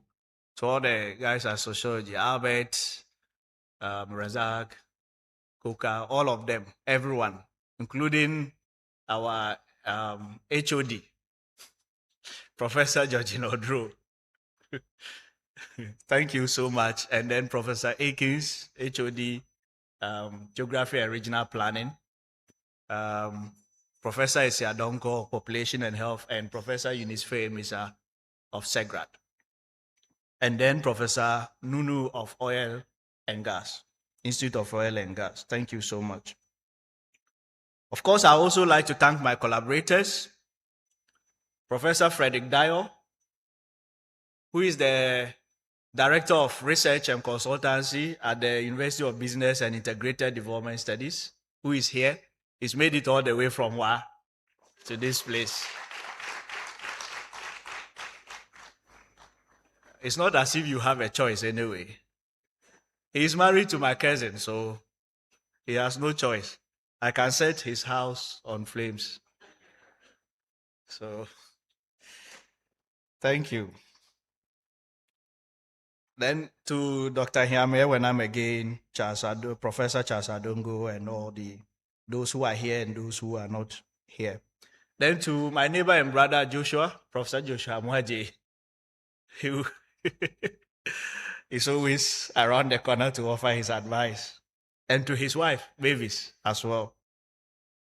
And to my stadium working mates or colleagues, Professor Alexander Kojo Asante Renfo, Wabo Bemadi.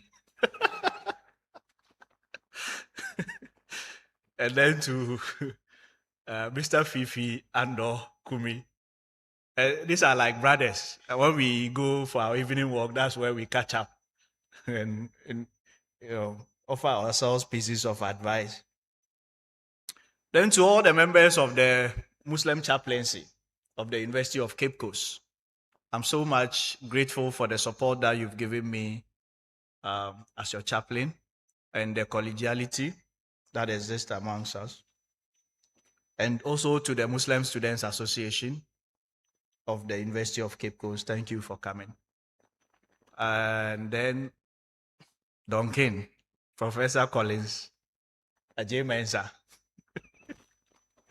Thank you. Then to my mentees,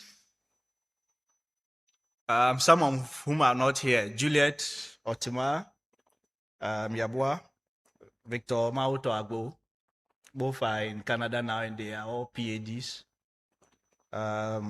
Martin is at Mole National Park. Henry is here. Emmanuel Tebi, Ima is here. David is not here. Emanuela is here. So to all my former students as well, thank you very much. You've challenged me to get to where I am today. And last but not the least, and I couldn't have forgotten, otherwise I'll have to look for a place to stay tonight. To my wife,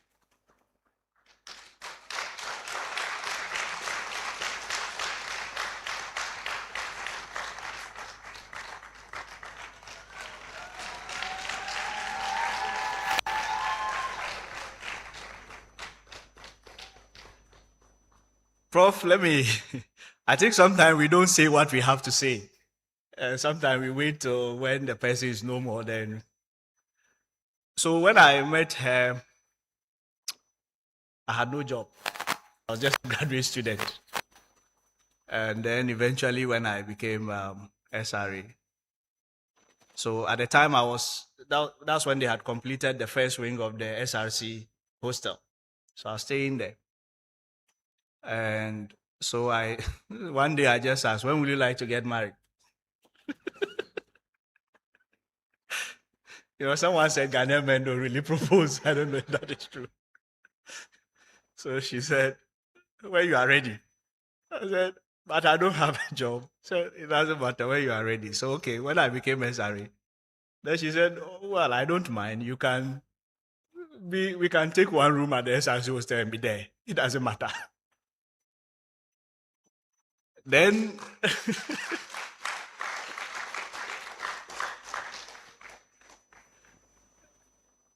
my brother and friend, Dr. Hiame, we were both SRE. So we went and rented a place, a 3-bedroom accommodation at Kwapro.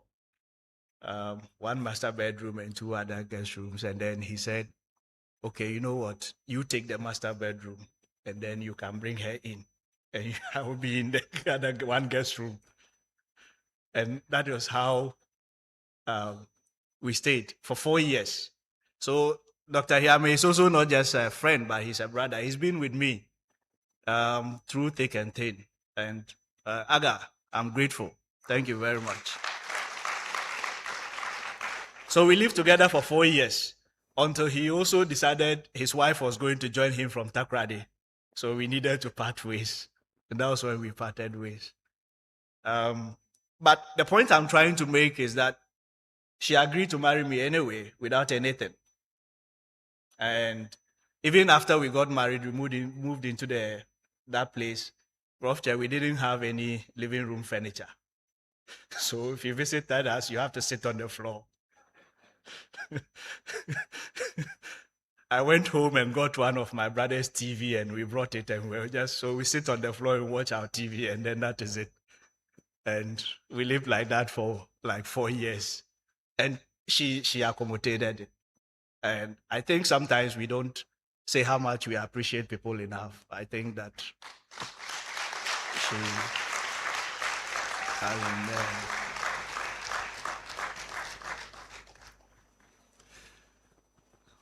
And then to our 2 little children, I'm sure tonight I'll be in the interrogation room answering questions about all this, what has happened here. We love you both. And to everyone, all the invited guests, to, how could I have forgotten? Professor Elijah Yendao.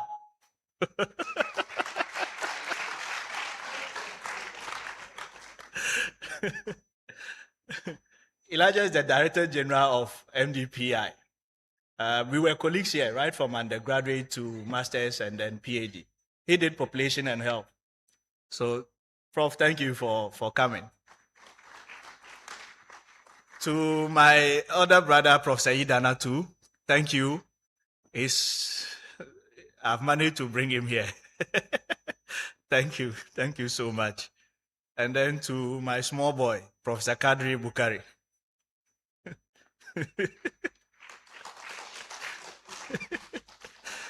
And to all my friends, to everyone, I'm sorry if I'm not able to mention your name, but know that I appreciate your support and your prayers and everything that you have. And to my friend, Mr. Felix Adupoku, he's my friend and also my PhD student. So, thank you, everyone. Thank you, Prof. Chen.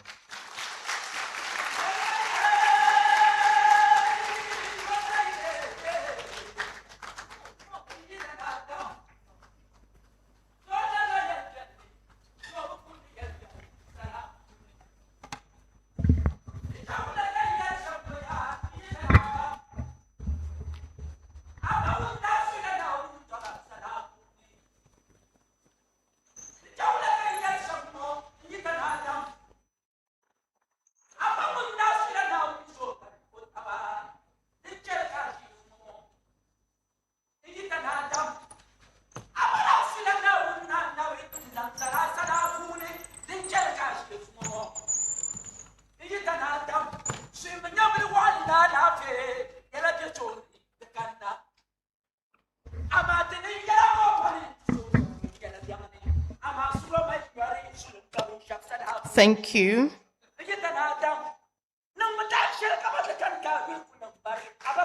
Thank you very much. Thank you. Distinguished ladies and gentlemen, we were about to witness what we call the robing ceremony, where the College of Professors would robe Professor Issahaku Adam, admitting him into the college. At this point, I'd invite members of the college to come up the stage and help with the robing. Let's welcome them with a warm round of applause.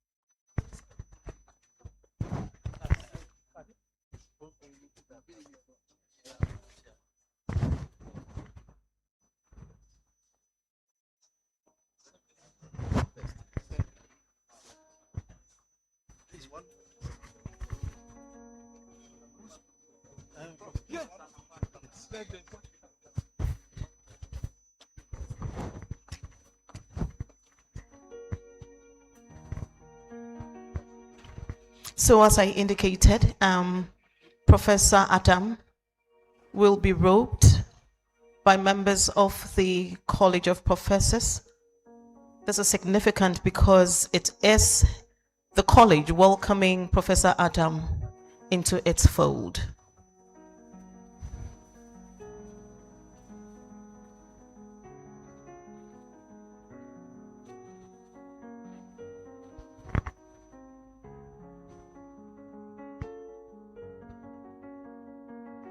Congratulations, Prof. Let's do it for him.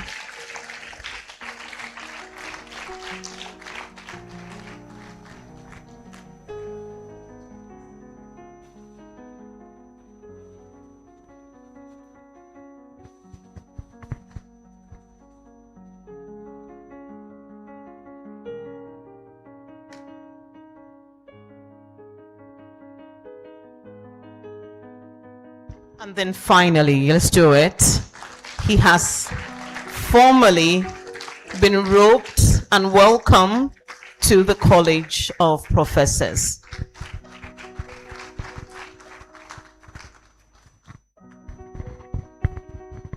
What has been done now is to formally accept him into the College of Professors. You are welcome. Now, he can profess anywhere. But after this first one, where he was not asked any question, people will then ask him to show that he has been able to get to a situation where he can profess. You are welcome, and we are happy. At this age, you've joined the college. We will all do whatever it takes to support you and for the others who are coming, so that we have a viable institution with a culture and with standards. Welcome again.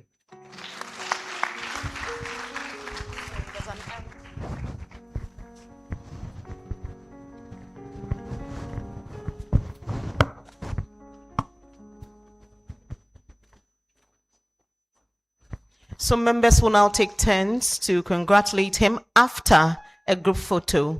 After a group photo, the members will take turns to congratulate him.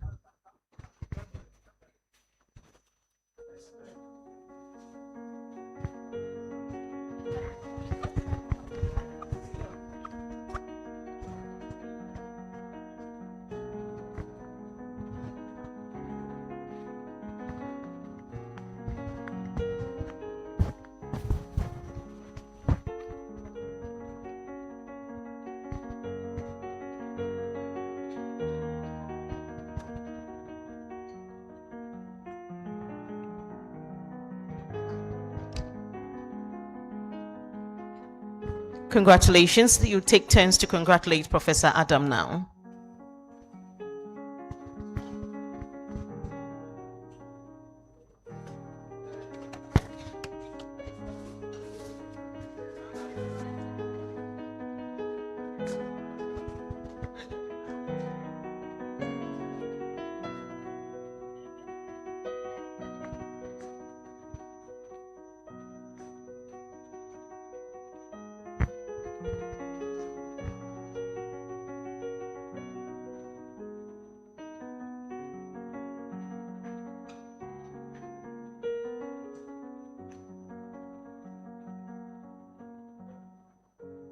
Thank you, members of the College of Professors. Prof, you are not done yet. You have a tall list. Please step back a bit, thank you. I'll call on the Acting Pro-Vice Chancellor, Professor Christine Eduyabua, to take a turn to congratulate our freshly minted professor.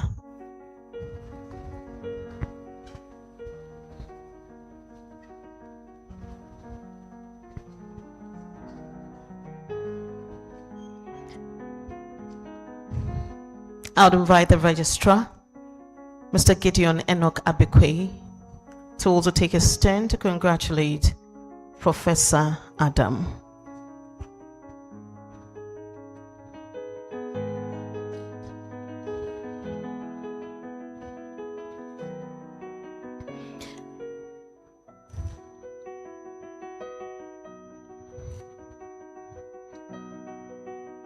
I'd now invite Professor Kweku Boachi, the Vice Chancellor for the Cape Coast Technical University, to also take his turn to congratulate Professor Adam.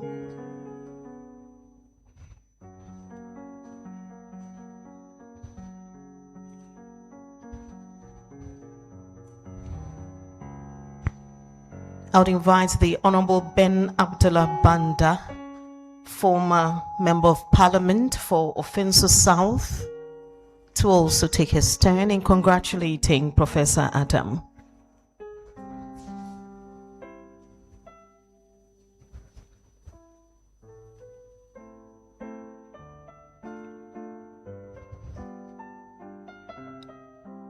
Professor Suleiman Adrusu.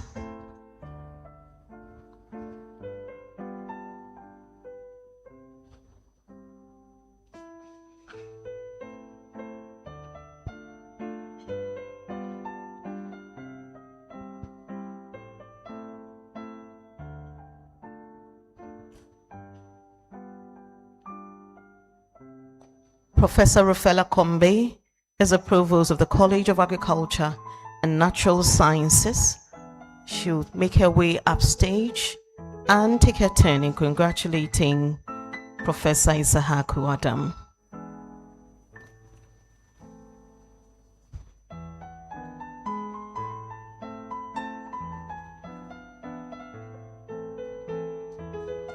Professor Abani. Professor Abani.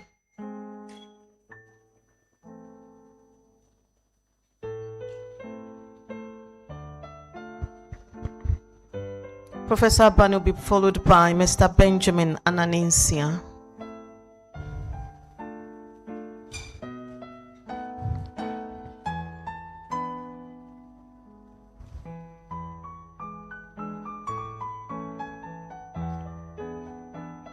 Mr. Benjamin Ananinsia.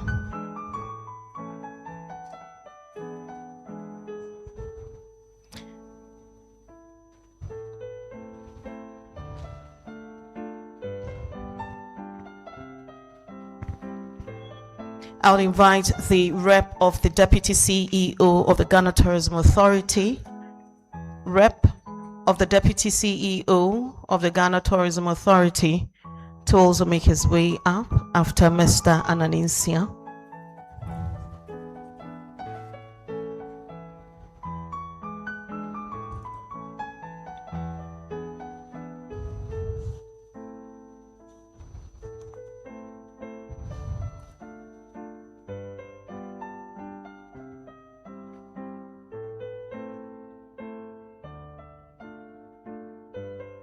Wife and children.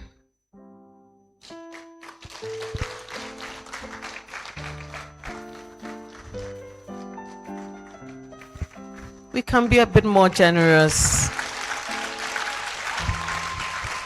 Congratulations.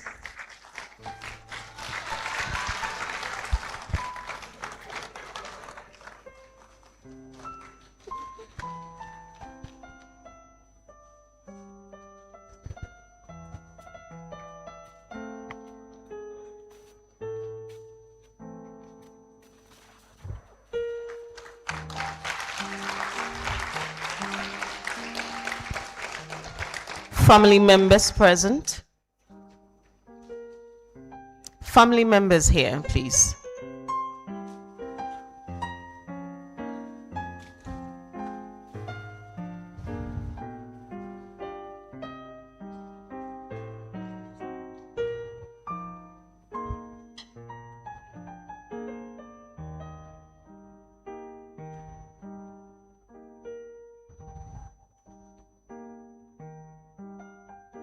I'll invite the Deputy Managing Director, ADB, Professor Ferdinand Ahiakpo, to make his way up to congratulate Professor Adam.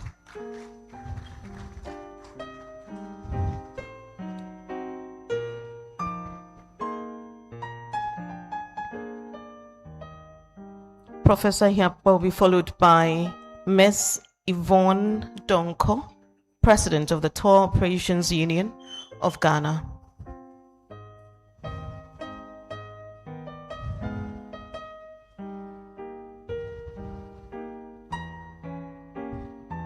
Ms. Yvonne Donko is President of the Tour Operations Union of Ghana.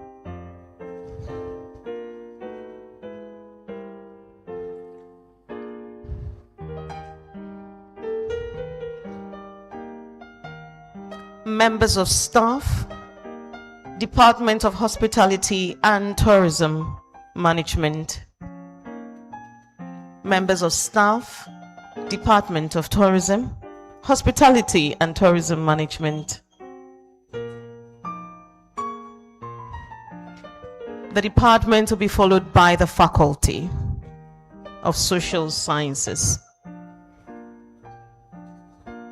Department of Hospitality and Tourism Management currently making their way upstage to congratulate Professor Issahaku Adam.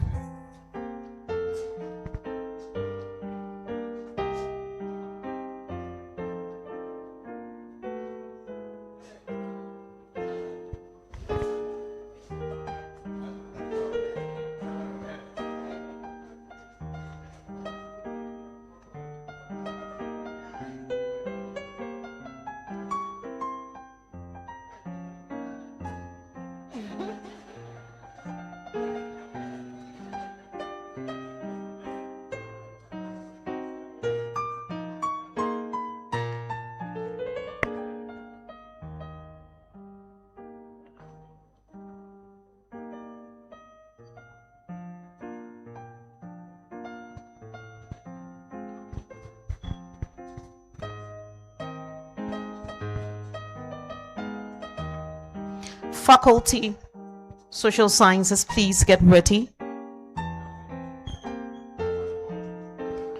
Faculty of Social Sciences.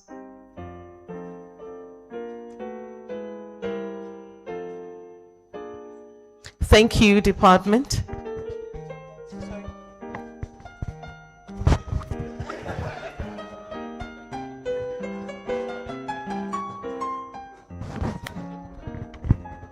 Faculty of Social Sciences.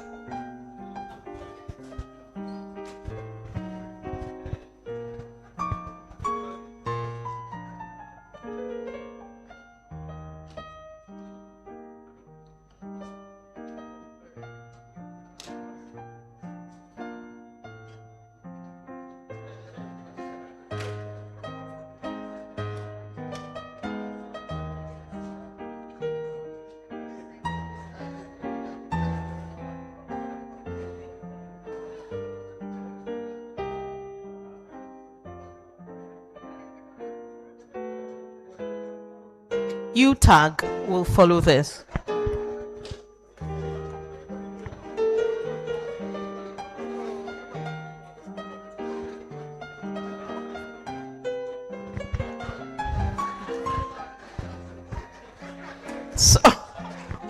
So the faculty has a citation, and why they chose this special person to hold the citation, it's an interesting one.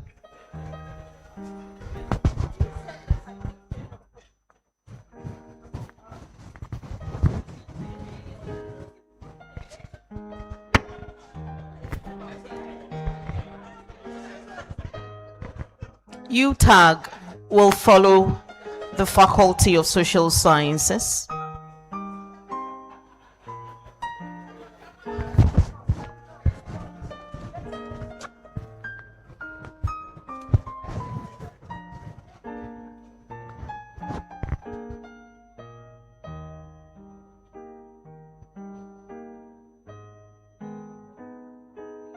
Thank you very much, Faculty of Social Sciences. UTAG is next.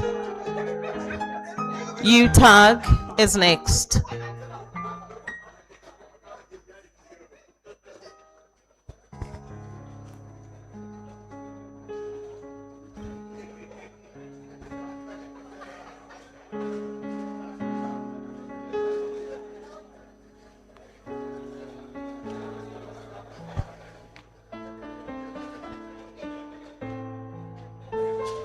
UTAG is next.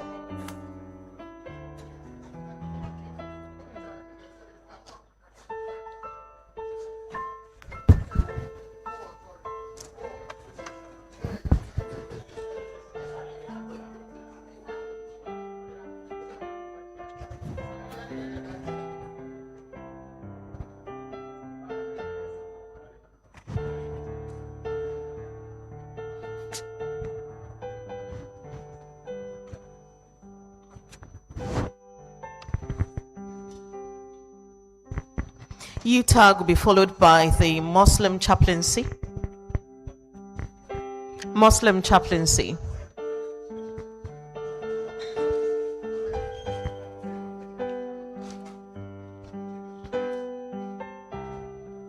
After the Muslim chaplaincy, all friends who haven't had the opportunity to come up and congratulate Professor Adam can do so. Muslim chaplaincy.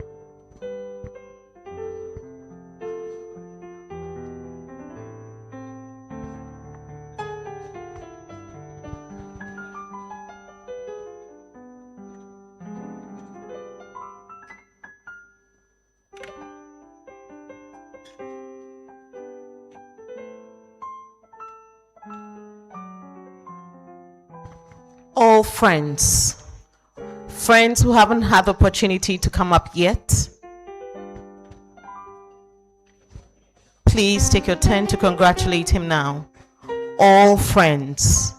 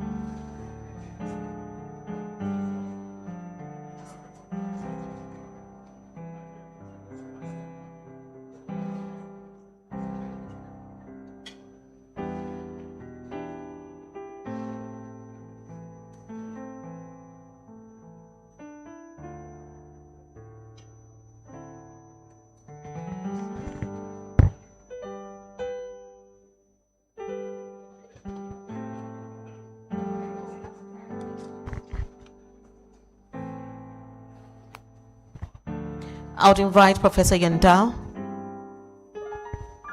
After, okay.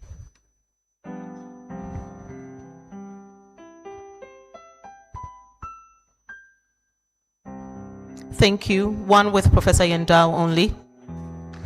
One with Professor Yandao only. And then another with Professor Frederick Dyer from UBITS.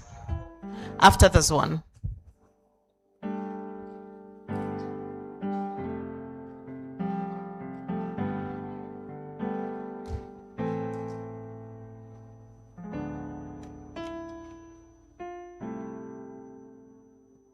Thank you.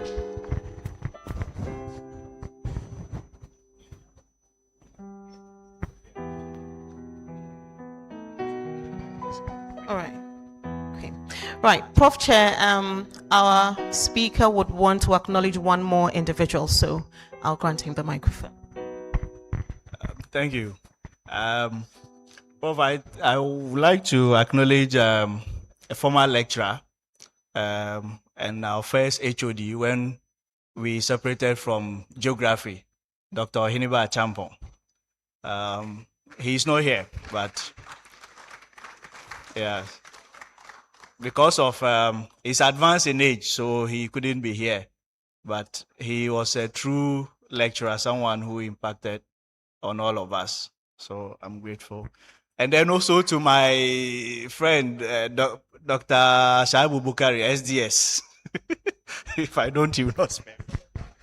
Thank you very much. So with a resounding round of applause. Exactly. He is done with the inaugural lecture, and that is a thing. We can be a bit more generous till he takes his seat. Congratulations, Professor Issahaku Adam.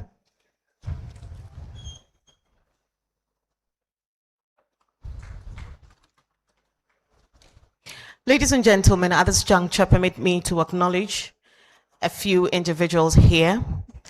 I would first extend appreciation to everybody who has graced the occasion. Thank you for the warmth and for your time. I would commence by acknowledging the Vice Chancellor of the University of Cape Coast, Professor Dennis Wolanyo Ahito.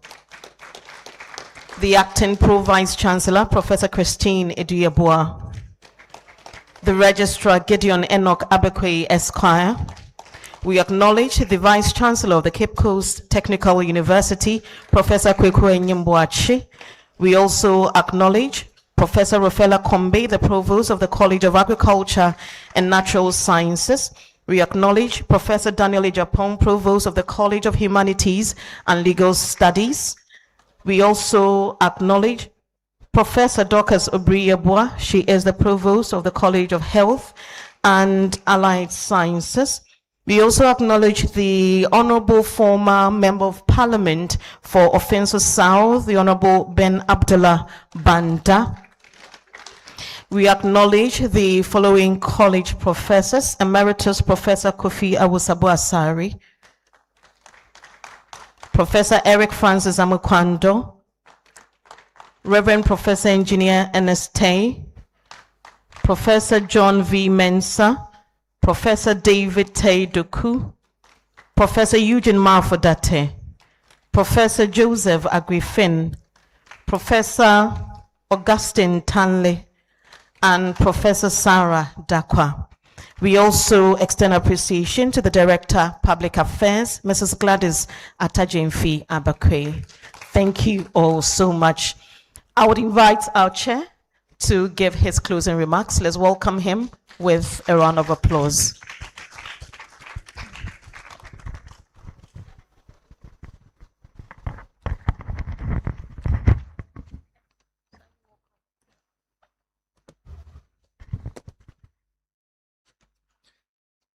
The acting Pro VC registrar and our celebrant, in particular, Professor Isshaku Adam. Distinguished ladies and gentlemen, and of course our distinguished guests, the media, all protocols observed. I believe you agree with me that we've had an exceptionally wonderful inaugural lecture this afternoon. And if you agree, you should give our brother a resounding applause. Thank you very much.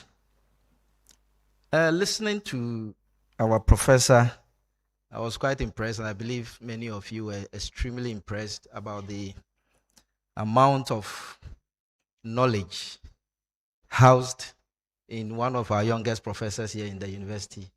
And I was extremely, and I've been very proud of the achievements you have chalked for yourself, for your department, faculty, and the university as a whole. Looking at the topic, I was wondering whether the plane itself was fueled, because you spoke about budgetary constraints. I recall a trip from Kenya to Accra when just listening to your story on the way the aircraft takes off, when the pilot made an announcement that the fuel in the plane cannot land us in Accra. And this is a true story. The rest is history. So sometimes I was just reflecting that perhaps the aeroplane you were using in your myth of this beautiful story you narrated also lacked a bit of fuel. That notwithstanding, the lecture was extremely clear. It was extremely clear. You actually focused on two key paradigms. The paradigm focusing on piecemeal and opportunistic approach to our development thinking when it comes to tourism, and then the conscious and coordinated approach. I attempted to scribble down a couple of things. In the interest of time, I will try to summarize. When it comes to conscious and coordinated tourism management in Ghana or within the sub-region, you emphasized that in order to achieve that, there must be a clear vision, there must be destination planning, there must be prudent product development, and experiences that needs to be intentionally worked on. There must be state-led master planning for tourism development in Ghana. You also spoke about the need for infrastructure to support the tourism agenda, policies, and marketing. All these three, infrastructure, policy, and marketing, should all move together. When it comes to the piecemeal and opportunistic management, you highlighted that event-driven spikes in some countries, including Gambia, And of course, in Ghana, you cited the issue of our no return. Yes, as examples of things that we must move away from in terms of making sure that we have an all year round activities around those important spike periods. For piecemeal and opportunistic tourism management, you emphasize that infrastructure lags behind marketing. And these are things that, including inadequate budgeting, lack of branding and identity planning, poor culture of tourism management, lack of monitoring and evaluation as all part of the issues confronting effective, conscious, and coordinated planning, which you clearly demonstrated through the paradigm of piecemeal and opportunistic tourism management approach. What it essentially means is that, and as you all know, when you fail to plan, you plan to fail. And for me, that is really the core of your talk. And notwithstanding, you also emphasized that Ghanaian tourism cannot be left to autopilot. We need to be pilots who develop essentially maps, to be able to track our pathways. We need to have competent crew. From what I gathered, you spoke about capacity building, development of technocrats, experts within the space, destination planning.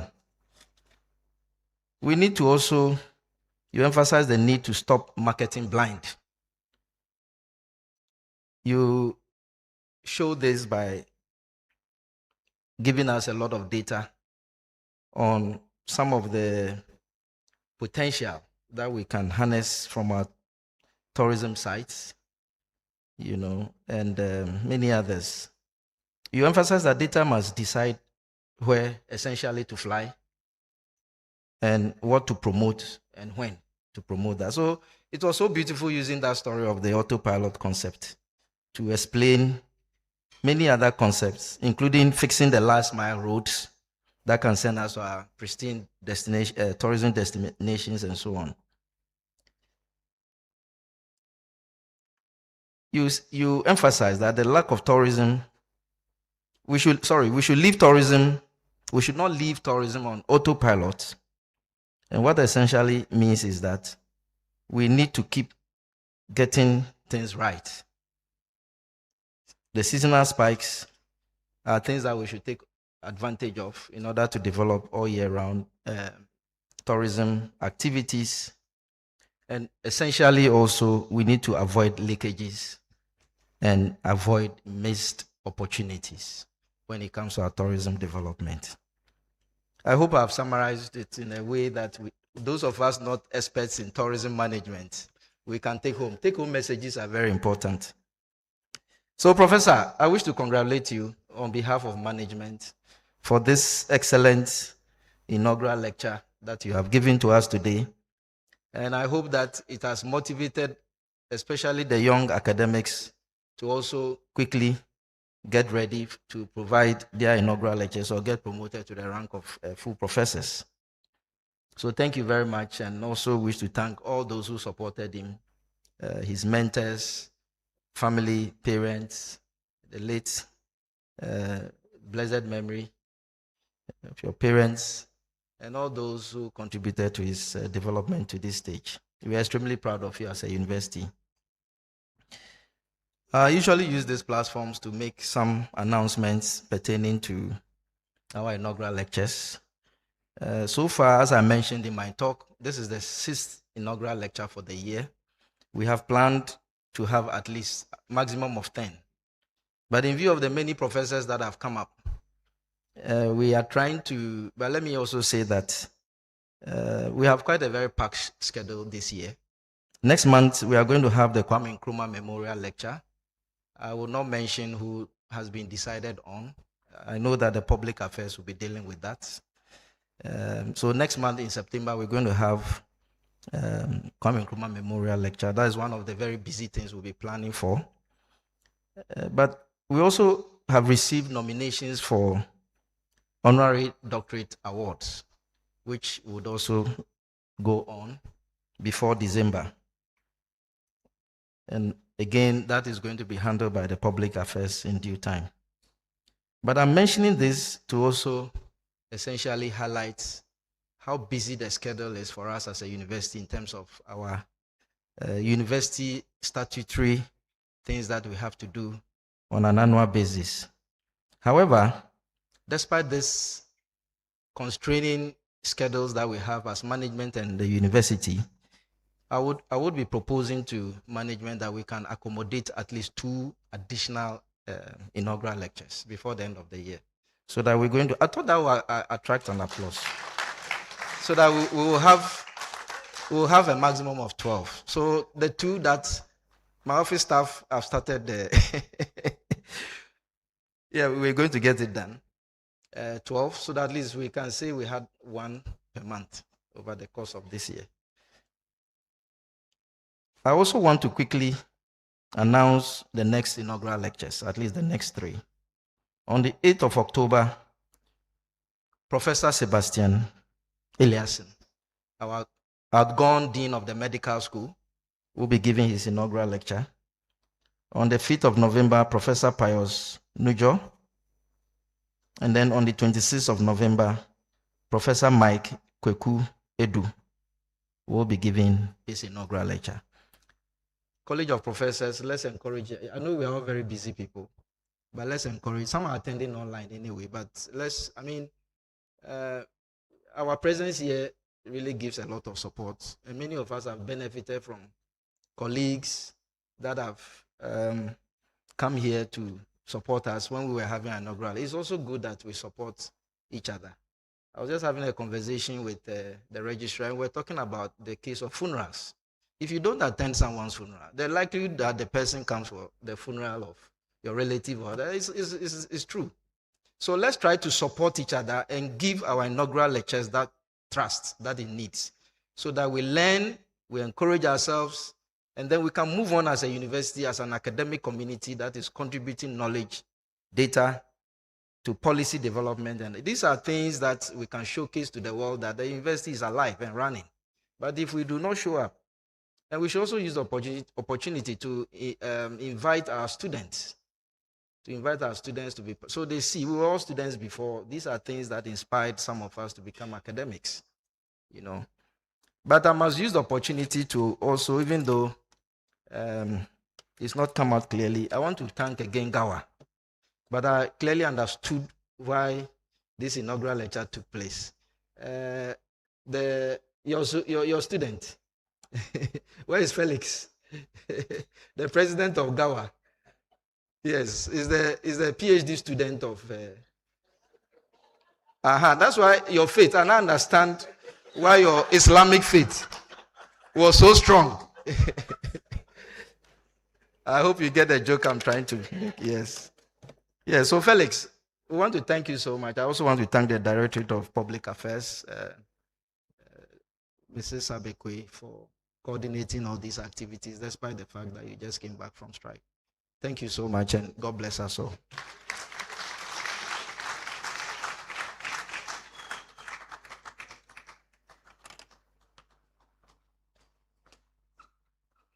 Thank you very much, Professor Vice Chancellor.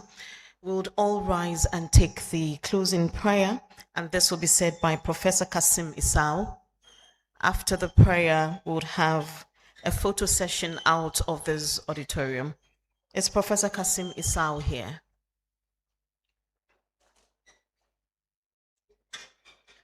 Professor Kasim Isau? Okay, then let me call Dr. Mohammed Abubakar Abdul Mumin to do us the honors once again.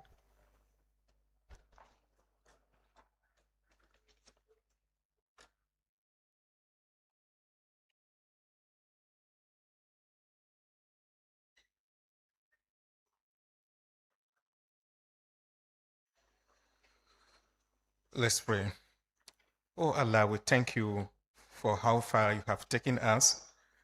We thank you for the speakers and and how they have spoken and they have delivered on the mandate of the inaugural lecture. Allah, all those who have come from afar and near, Allah, we pray to you that to take them back home safely. ربنا آتنا في الدنيا حسنة وفي الآخرة حسنة وقنا عذاب النار. الحمد لله رب العالمين الرحمن الرحيم مالك يوم الدين إياك نعبد وإياك نستعين اهدنا الصراط المستقيم صراط الذين أنعمت عليهم غير المغضوب عليهم ولا الضالين آمين. Remain standing for the Vice Chancellor's recession. Please note there is a photo session out of this auditorium. Thank you. The Vice Chancellor's recession. Thank you, sir.